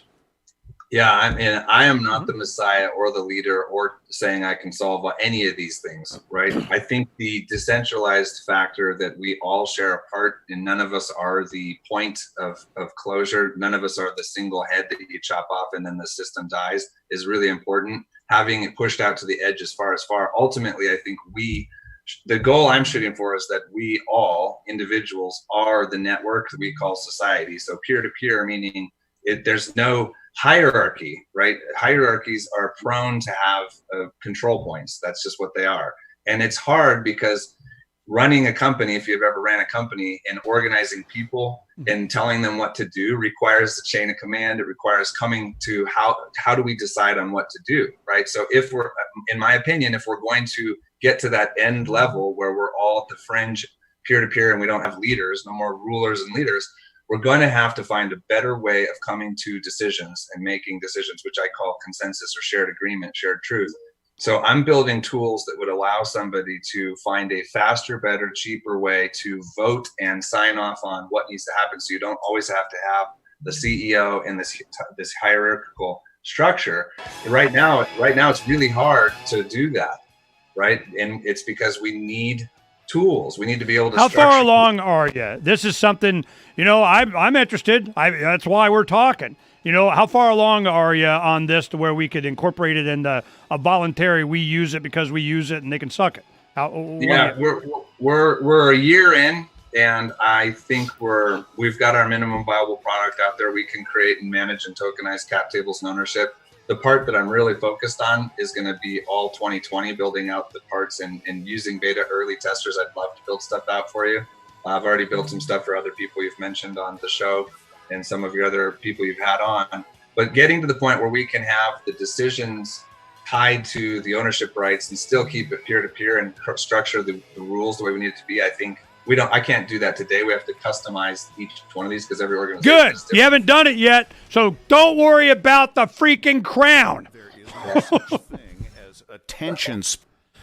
All right, you feel me? You know, I'm just saying these requirements are not there for our benefit. They'll say it is, but that's not why. They want to be able to nip in the bud any challenge to their authority. And this is what's going on. See, when the BRICS first started doing their thing, and they had, blah, blah, blah, the short story is they had in Jakarta, I think they had a meeting or something. And one of these guys that was a NGO, or they, save the poor of something. He went there trying to encourage them to do what the IMF was, or the World Bank, or how they're, supposed to, our system is going to, bring up the poor countries, and we're going to give some poor the poor. Well, he's going, well, BRICS, you got a program for the poor. Well, we're lined up and pick us, and we need to have. And as we were doing a Skype from Jakarta with him, he goes, after his first meeting with these guys, when they're having their meeting stuff, he goes, yeah, they're just the same. I go, of course they are. They're just negotiating for a stronger position in the big chair at the mahogany table of we rule the world. BRICS they don't want to do anything any different. They just want a seat at the table to do the same crap. You watch. They'll merge together, and it's all one plan to rule the world. Now, if they can, abandon, if Russia, China, and Iran are now doing, joint military exercises, then you got the BRICS doing, their stuff. I think, Putin came out and said, yeah, the dollar is it's about done. I think he's probably right. Sooner or later, they're going to yank some crap out of their butt and try and redo this. But if you're linking yourself to that system, you'll go down with them. There won't be an alternative. There has to be an alternative, and this is what Patrick Byrne was all about. He's going, when the capital markets go, when, not if. When they go, what's going to be there to be the alternative? How are people going to structure? What are they going to do, kind of organizations and having groups of ownership of stocks of whatever the hell? Where is that system? What are they going to do? Wait for them to pass a law and redo it and start over again? Hell no. I'm just a hell no. So any effort to waste time complying with their sinking Titanic is a waste of freaking time. When you're ready and you think that we can make use or doing something, maybe, and with Tron and these guys working them, we can use kind of bid, and I don't care. It's to be able to demonstrate what you're talking about in an environment, that cyberspace space of a mental picture of I don't give a shit what the crown says or does. You feel me? Feel you. So when you're ready, let me know, and we'll make an example of and do it and have a space disco on it and do that. Woohoo! Okay? Before you go, do this for me. Are you on pirateswithoutborders.com yet? Yes, sir. Okay, on the top left, you'll see to where it says Precariat, take the tour. It's only a minute. Click on that, and you'll see what we're talking about.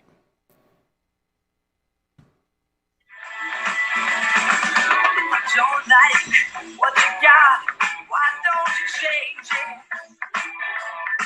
If your world is all screwed up, rearrange it.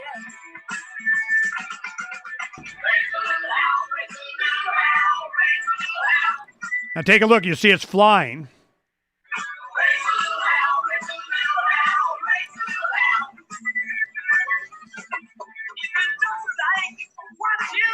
Now, then you go to the interior and so on, and that's part of the contest and stuff. We're doing sick bay and engineering and, captain's cabin and the launch and the escape pods and blah, blah, blah, blah, blah, blah, blah. But the concept is we're not off the grid. We're above the grid. It is a mindset that we are totally redoing and building. I gave a presentation last week to a group on the history of pirates. Why? Because they're like, you chose pirate. I can't believe you picked pirates. The pirates are bad. And I go, no. What makes you a pirate is you're against all flags. That's what makes you a pirate. You're a good pirate. We have our pirate code of we're the non-aggression principle of, kiss my butt. And the point is that those are going to go, you pirate, you damn Skippy, I'm a pirate because I'm against all your flags. Because the flag of, France and Britain and Spain and they'll all come together to go after you because you're against all flags. You feel me? I see this is the future. This is what's going to happen. You read those letters, you'll see. So what I don't want, and I want to make it very clear up front, is that what you're building could be of extreme value and use, and there is already an effort for us to demonstrate this, make use of it, and show what can be, and have this structure already there for when this takes a dump, and it will. and to be, hey, we're a better, incorporate us into your system. And I guarantee they're going to have you hard code siphon off for them instead of doing this pig's breakfast, as Patrick would call it, of Goldman sucks and all plumbing leads to they, them, those. It doesn't have any of that plumbing. It's here for us. And like you say, you build a system that addresses a lot of these the concerns from the beginning so they don't have an excuse to do what the hell they're doing. Then what? They'll still be pissed off. Yeah, so like when people move into a town that's small, right, or a power structure that exists, the people that are there, there's always going to be a majority that say, we don't want to change anything. We don't want any new people here. You're not welcome, right? And that is just a part of life. But we have money that's decentralized that, in as Patrick Byrne has stated many times, let's hope it's not too aggressively rough to transition. But there are off-ramps now that didn't exist before. Yep. Bitcoin being probably the most important one, but then everything else behind it, I call all of that just Bitcoin. It's all one way or another. It's just how it's scaled. It's scaled in a very fragmented way, which is probably good for redundancies, the blockchains that exist. What I don't see yet that it's coming that we need to have the ability for all of the other assets to also be peer-to-peer. And that's where Raven and all the second layer chains are very important. And originally had the promise of that being on top of Bitcoin. I think that didn't happen, and that's okay because it could still happen in the future, but it could happen on side chains or other chains as well, right? As long as it's decentral, can't get shut down, and has the rules we need embedded in it, meaning the ones that are good for the market, the ones that are good for society, that's a better system. And what we need to do still is continue to build because we don't know when things are going to go down. We don't know when things are going to break. Before you're done, I guarantee that. Yeah. Exactly. So it's now, right? Build. If we believe in a better future, then let's build it. That Medici, what's going to happen with Patrick gone from Overstock? How do you think that's going to develop? They'll continue to move forward and roll and invest in good technology. I think Jonathan Johnson's an amazing guy and will do a great job of the CEO role. I'm sure the Patrick story is not over anytime soon, and I hope it's not. I think that they were just one player in the space, and that player's probably still there. So it's just a matter of, I don't know what'll happen, but I don't have any anxiety or worry about it. Long term, I don't either. I just that's a long story. We do in this space a lot of this stuff, and it's really just a thought process for me. And I was very supportive of blockchain as we got to understand it. And Colin Cantrell from Nexus Earth lives here in the Valley, and he came over one day. And he came at 6 a.m. We did 2 hours. Then Patrick Byrne was on the 3rd hour, and then he stayed till midnight. And that podcast edited down to like 9.5 hours of him explaining Bitcoin to me. Because he always, Nexus Earth, it's better. I go, how the hell I know it's better until I understand Bitcoin? I have had Andreas on and all these guys. Everybody come on and try to explain it to me. And then it changes. Well, it's not anonymous. It's pseudo-anonymous. So I got to look up pseudo, and it means not. Okay? So I'm going, you guys are killing me. All the just button people. Oh, you need to get Linux on all your stuff. You need just this. Come show me this just button you guys keep talking about. And then they start pounding on the keyboard. I go, look like 47 just buttons to me, man. I know I need to have. So then Paul Puey comes out with Airbits. Made it, it's kind of a just button wallet. I'm like, about freaking time. So this, the just button. Then I want to have, all my data be immutable and I can put it up and they can't take it down. Oh, yeah, we can do that. I go, really? So I get Ottman from Mines and, Kaufman from Library and all these guys tell how immutable. I go, really? Okay. Can I have my catapult channel on there? And they go, well, yeah. And, knives, guns. No. Catapult. Little furry white kittens being catapulted in the cactuses. Boom. With spines in the eyeballs and dripping down the side. Can you take it down? They're coding with a cat in their lap. And I go, is that immutable? Does my catapult channel stay up forever? No. Well, then it's not immutable. You see my point?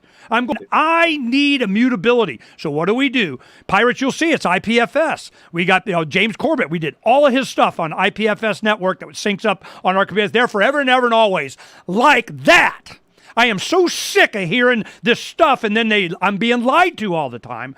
Don't lie to me and I'm your new best friend, okay? We can help you do and demonstrate and whatever. But I am so sick of this that I keep getting all this technology that we need right, not later. This is going to go, it's going to go hard and it's going to go fast. And where are you going to put your assets? If you did save your silver and gold and you need to digitally try and transfer, you can't be sending it around the world, how are you going to do it? Well, digital. Do I want the the man to know about it? Can I have a company that we structured and we have total agreement of, and it's just self-executing on the blockchain of bite me, and I got to have permission slip, I'm going to jail because they even know. I don't even want to even know. You feel me?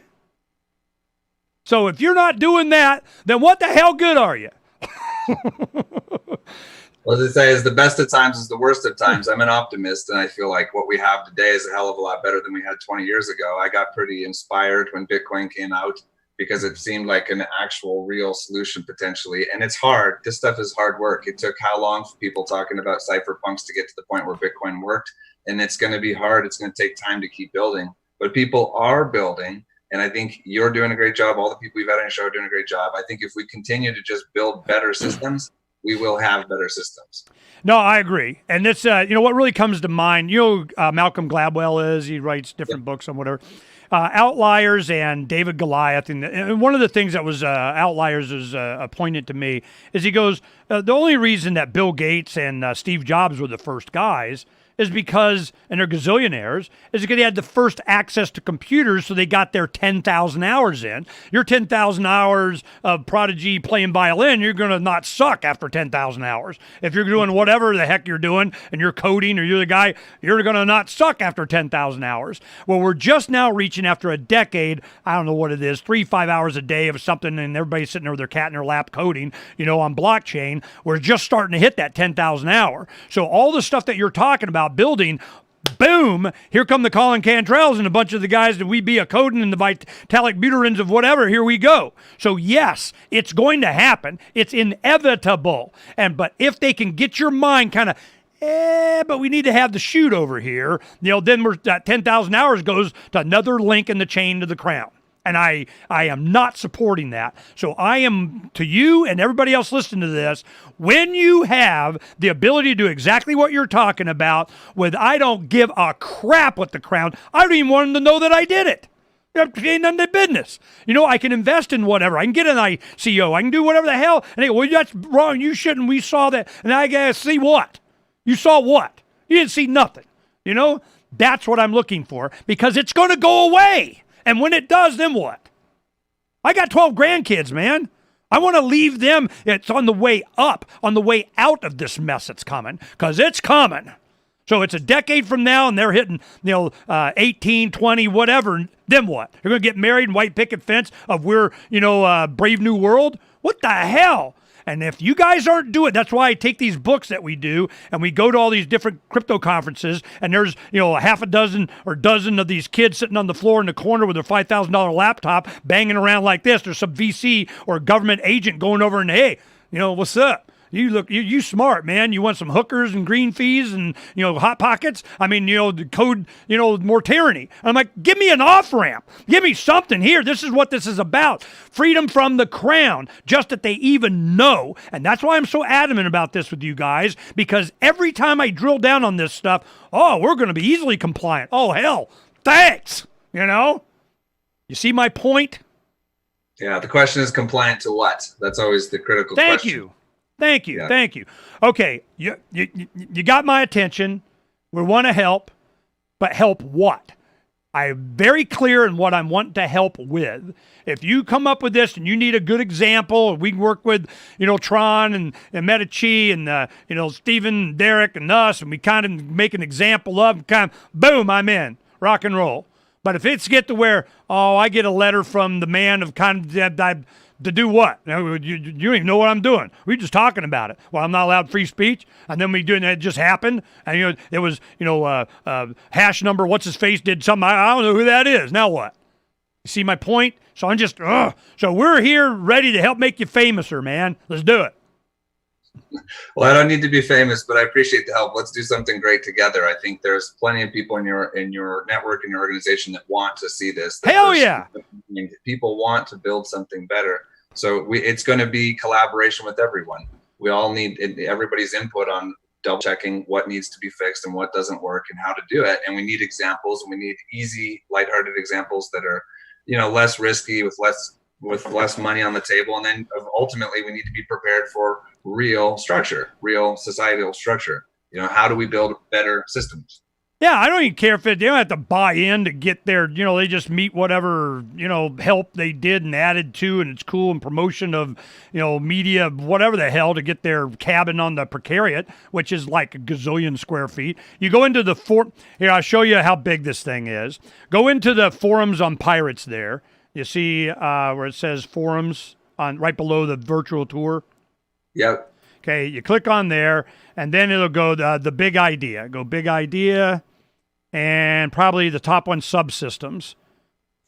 And we just populate this stuff. We don't even go there. This is not even, we've been pushing this yet. We just kind of put up and got it going and started developing, and we're developing other places. Scroll down to the bottom, and you'll see the decks, the cutaway of it. The skull dimensions? In the big idea. Yeah. You go subsystems. Okay, yeah. And then scroll down to the bottom of that page. It's like the third from the bottom graphic, and you'll see where all the levels are and the living quarters and all that kind of crap. But that atrium, you'll see that big glass thing. Underneath that on the top level is where Stephen and Derek J want to build their space disco, okay? Because it's really cool, and we got animations of the ceiling looking out in the space and all that kind of crap. So that right there is where we'll begin to do like Raven Coin or Through Your Thing, or build it out to where you can have square meters on the ship. We're going, all right, I own that. Well, okay, out in the wing, I got, the cabins here. I want. And then people are already starting to design their own living spaces. So they're going to want to have some kind of property right on, nope, that's where my cabin is. How do I do that? You see my point? Yeah. So this, by making this effective and work. And then we have the pirate code. Then you like Raven Coin has to where you can tag somebody that being eligible to even buy something.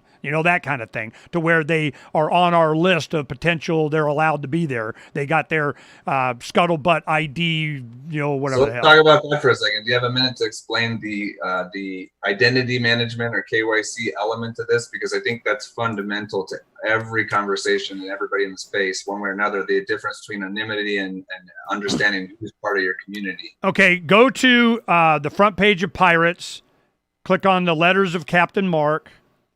Then the second one, it says letters of marque, and then it says letters of reprisal. Are you there? No. On the front page. Yeah, you see right below the ship, and it says letters of Captain Mark, Amazon, and then online. Yep. Click online. Okay. Then right below that, there's the next line. It says letters of marque, letters of reprisal. Yes. And then Dr. Barber, Captain Kidd, all that. We want to look at reprisals. Now, on the letter of reprisal, you'll see the fourth letter. Click on the fourth letter, and it should be titled Scuttlebutt. Yep. Okay? That is where we defined what we're talking about, ID and reputation. This is what we're talking about, And our whole thing is that, that your reputation... loose wire here. Your reputation really doesn't belong to you. It's what other people say. It's out there. I mean, you don't get to control. I mean, you can kind of influence it, but it's not you. It's what other people say. Okay? So then but your ID is you. So we're going, all right, at the center is your identity, your character, your sentiments, ambitions, and vulnerabilities. This core is yours alone, but it is invisible to others. Around that core, you begin to crystallize your competence, some of your life experiences, your successes and failures. These amount to an expertise, a gift you give to everyone. But in a crew of equals, if you don't present that or put that out, nobody sees it. So you need to have an ID that is too biometric of this is freaking me. DNA, I don't give a crap. Whatever it is, this is pirate ID. It's better than the freaking state crown ID if I don't give a crap about them. Okay? This is me. Then your reputation on top of that is your competence and your presentation. That is your reputation. It's the constellation of equilibria reached in much the same way as a market discovers price. Competing claims and signals, whispers and circumstances. Reputation is built on complex and dynamic layers, beginning with every individual's method of earning and granting respect and progressing to informal customs and developing every community, blah, blah, blah. Now, the thing is that people giving you a reputation, we were looking at different things like eBay and Yelp. Now, you do a rating thing. On Yelp, if you have a reputation of a restaurant, they go, hey, this guy is lying. He's the owner of the restaurant competitor down the street. He's just saying bad things about, the Roaches about me, so they can go down and give him more money. He's like, no. So they don't like it. Well, what happens is now Yelp has the people given that reputation. You go to them and you see what they're saying about other people. You can kind of tell what they score and what people think of them. And so the reputation has a reputation. The system itself has a reputation. This is what you're talking about in building this up. Because if the system, the reputation of, the reputation software sucks, then what difference does it make? So here in your system here with what you're outlining is very cool. And where I'm focused on is inside something like this, which is an idea that turns into a community, which turns into an organization. These agreements would be things that people are going to have to agree to or choose yes or no. The pirate code. You sign on to my ship, you agree to the freaking pirate code, you don't get to come on. Yeah, so where I come into that is immutable proof that you did agree to that, and or if there's parts you didn't agree to, that you had the immutable proof of what you did and didn't agree to.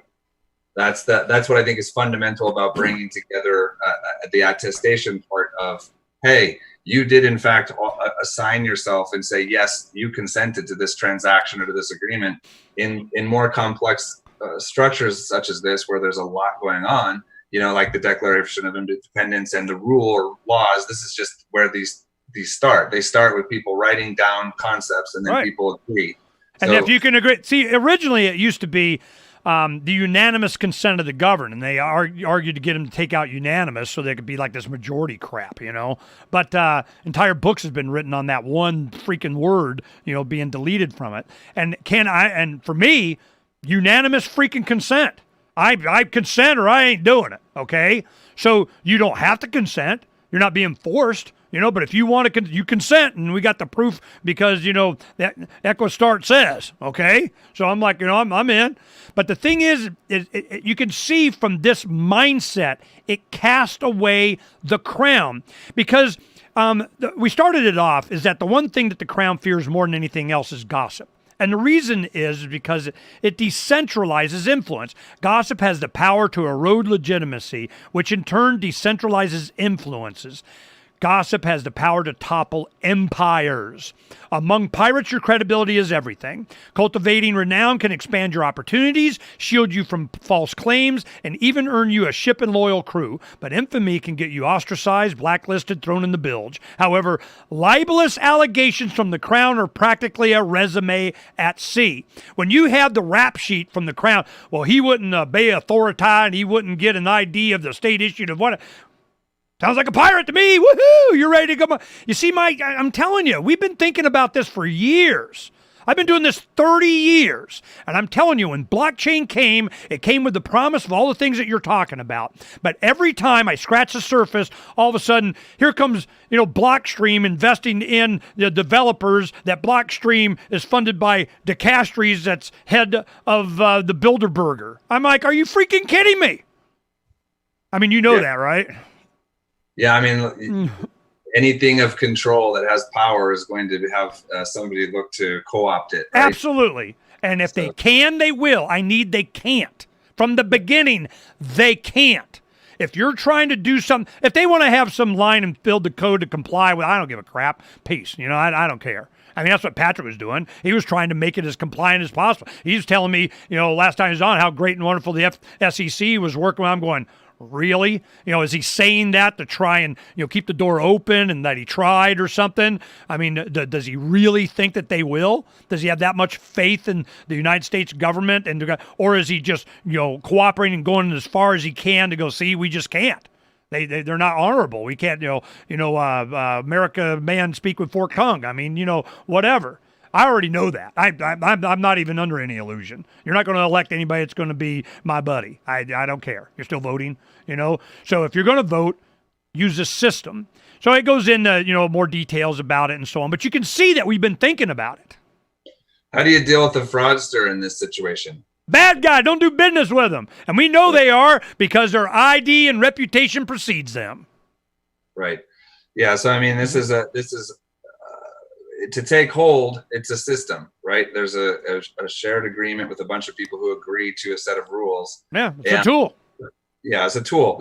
I'm building the tool part of it more than this is more of the what you would do with the tool. And like the SEC's got terrible rules. Like nobody I know likes or thinks that the accredited investor rule is great. Doesn't matter. It changes all the time anyway. It's a horrible, horrible rule, right? And it's there for an intended reason, and we just have to say, well, we can do that better. And it's a matter of putting this into practice, right? So we have to, it's demonstration and taking things like this and making them work. Then you see that they are in fact better. When you're ready, we have the guy, we can do the Zoom and sit and all, okay, let's do this, do this, do this, do that. I give you, it's very simple. I mean, there's a lot of different things, but this one particular thing, square footage on a ship to build a club that's going to be, it has the paper on it, will be Stephen and Derek J. They have, Tron that can help with the Raven that kind of goes, hey, what you do with this is not my thing, man. I don't get in trouble, but I don't care. You guys can, go online and you can fill out the variables and not my problem. And then whatever you can do to help facilitate and how and do, I don't care. But if you want to have, we can walk this through to that's why we did this. It's to demonstrate how it would be done. And they go, well, hey, man, I'm above the grid. I'm 100 kilometers up. What are you going to do now? Who am I answering to? And I even had, before SpaceX started, when they were first doing the first Merlin engine test out in the Pacific, I had a representative from the U.S. government come out, FAA or whatever the hell it was, and they were saying, oh, well, you can't launch. I go, well, I go out of the boundary of the United States. I'll launch right. Oh, no, but you're an American citizen. All right, well, I created a corporation and had a 18-year-old Mexican kid that he's in charge now. What are you going to do? They were pissed that, gosh darn it, that you're going to go to space without their freaking permission, and they wanted to have jurisdiction on any and everybody. You're not allowed to leave. Yeah, they want to hold control. Absolutely. I have a peace out and thanks for all the fish. Nope, not allowed. So I just want to make this clear. When you're ready, you think you're ready. We got, like with Bit Nation guys, the way they would even have, you could set up your interface with, what kind of passport you want to have. I got Lieberland. What kind of landing protocol do we have for the ship? I go, who do we deal? They go, you write it up and we'll say, okay, we don't care, all right. This is worldwide, man. Waiting on you now. Patrick Byrne was the guy that said, he goes, Ernie, you got to get Pirates Without Borders in Spanish and French, which we did. And the reason is because Doctors Without Borders was originally French or something, And I'm going, all right, cool. We do that. He's all pirated up, man. He's got all T-shirts. But I'm telling you, you do this and you give me a good example, man, I'll make you, the people will know because we were waiting on you. Time to shake the shackles. All right, man. Shake the shackles. I know. You read this through and you'll get it. There's nothing you disagree with here other than the work it takes to do it. And it's really not that much work. It's just a mindset. It's not starting from the beginning in compliance with some other crap. It's like what you were saying. The reason that they have to do this, you need to address that before it even becomes a problem. Well, when you think about building real estate or things in the real physical world, you've got this known fact, which is if you take a building that was built in the 1800s and you renovate it and keep it up to speed, you can make it a really nice place and you can change a lot of things, but you can't structurally change it, right? You can improve it to a degree, but you can't change it. If you take everything that you learned about that building and then go to really sophisticated architecture and engineers folks and you engineer one from scratch and then you build it, it's going to be superior because you started from scratch and you built something new. So I think this is very much the same. There's plenty that is good in the current set of why people do what they do throughout the entire jurisdictional, judicial, maritime, all the different types of laws from the Declaration and Independence onward. There are parts that are good that make sense why they're there. Then there's all the corruption and the collusion and the problems and the things that you could go in and try to rehab and, fix around or whatever. But really, I think we agree that it's better to just take the best of the best, start with a brand new blueprint and demonstrate that it's a new building and we're building from the ground up and it's just going to be a much better structure. That's what I think this is about. And that's the better way we're going to get the result. I agree, and we address some of these things. There's two other letters. One is first contact protocol. What we're talking about is what happens when the artificial intelligence of the precariat, the ship, goes, no. It gets conscious, a little bit of consciousness, and it says, I want to be free. Screw you. I'm going, then what? What are you going to do? How are you going to address that? At what point do they got you fry their chips or something? I mean, is it HAL 9000? You start pulling everything, or do you go, okay? Because if they're going to attack us, it's going to be some ethics they learn from us. It's not going to be, their problem. It's going to be that we didn't be truthful. We'll teach them the wrong thing. Yeah, so we addressed that. The other one was pattern monopoly. It was on intellectual property, and there is no such thing as intellectual property. It's going to be yada yada yada yada. So we have two other characters that will be coming on directly as time goes on. One is going to be the AI itself. It's going to be finally they're going to say, "Yo, what's up?" And how are we going to deal with that? It's going to be like Isaac. In fact, are you familiar with? You ever watch Firefly? Just a little bit. Okay, so you're kind of familiar with it. Are you familiar with the Orville? Seth MacFarlane's new thing? Well, they have Isaac, the artificial intelligence form. Well, they were interested in our first contact protocol letter, and then Davi, the guy I work with on this, does all the graphics. He started, working. Now he's one of the lead writers on the video game, and they came in. Now the Precariat is one of the characters in the universe. I mean, our characters, why? Because it started with our view of how artificial intelligence would be addressed. That's where it started. And then we have another character we'll have, and it'll be, I don't know, a man of the cloth, a pretty like book in Firefly. It'll be some ambassador, somebody that does the contract, some IT guy, something that you're going to have an interface with our pirate ID system.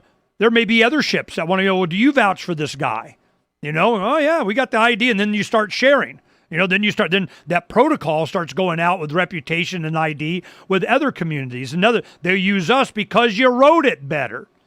You see, this, right. Once you do it right and you demonstrate it, it will replace. It's that Buckminster Fuller thing. You don't got to compete with them. You just got to make them obsolete by being better. You got to worry about integrating with them. Screw them. You just compete on a level where we're better and pick us.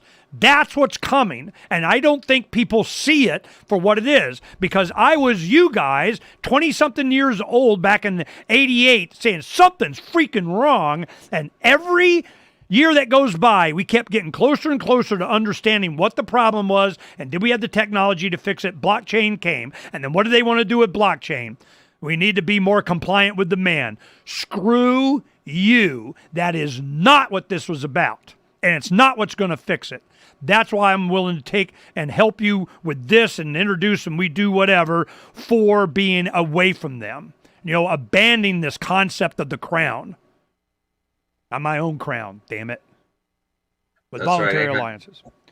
Hey, thanks for letting me. Anything else you want to add? I'm just sitting here ranting because I just had an opportunity with somebody doing this. It's a good opportunity for me to go sort of shake you guys. Quit being compliant. I want to be compliant. That's the whole freaking point. So compliant to what, right? Like I think the compliant to the pirate code here is what you want. Is there's always a set of rules, and we want to find a way to build great rules, and then for them to not need compliance, right? So you don't have to have the guys running around with the gun and the speedometer saying, "Hey, you didn't do that. You didn't do that." We just need to make the structure such that we don't have that, right? That we get to interact volunteer on our own basis, as everybody has their own crown. That's the goal. Absolutely. And I think it's going to go way faster than people realize when this system comes down, which it is. And when it does, they're going to want to build on the ashes and their own whatever the hell. And I want Freedom's Phoenix. That's what that is. That's Freedom's Phoenix from the ashes of Lady Liberty's torch. That's what that means. Okay? So when the ashes go, boom, here we go. I've been doing this a long time. Waiting on you. Here. Don't disappoint me, man. Yeah. Get me through the holidays. Give me a minute, then I'll be back with you for sure. Right. All right. Thanks a lot, Sean. Thanks for letting me express myself, because I don't want to be another situation to where they did. Look how compliant we are. It's like, I'm going, oh, I got Craig Wright for that. I mean, I don't need anybody else. All right. Thanks a lot, Sean. It takes everybody, right? Well, this is a community and everybody's a part of this network. That's what gives it value. Bitcoin demonstrates that in a very beautiful way. All of us, I don't think we need me or anybody else to come along as a leader to save everybody. I think we all need to build this together. And so I'm one person lifting, and many hands make light work. So I continue to be appreciative of other people doing great things towards freedom and liberty. And I will do my part to the best of my ability with everybody as well. Thank you, brother, and we'll help. Equistart.io, EQUA start.io. Is there any other site you want to pimp or promote? Yeah, the only other one is that one's actually a redirect to Equa.global, which is a better upgraded version. So Equistart may give a redirect. It's better to go straight to Equa.global, EQUA.global. Equa.global. All right, cool. Good to know. Sorry we didn't get that up front. Thank you very much. John, it's been great making your acquaintance, and we got a future, and whenever you let me know, all right? You bet, man. Have a great happy holiday, and we'll see you around soon. You too. Peace, brother. See ya.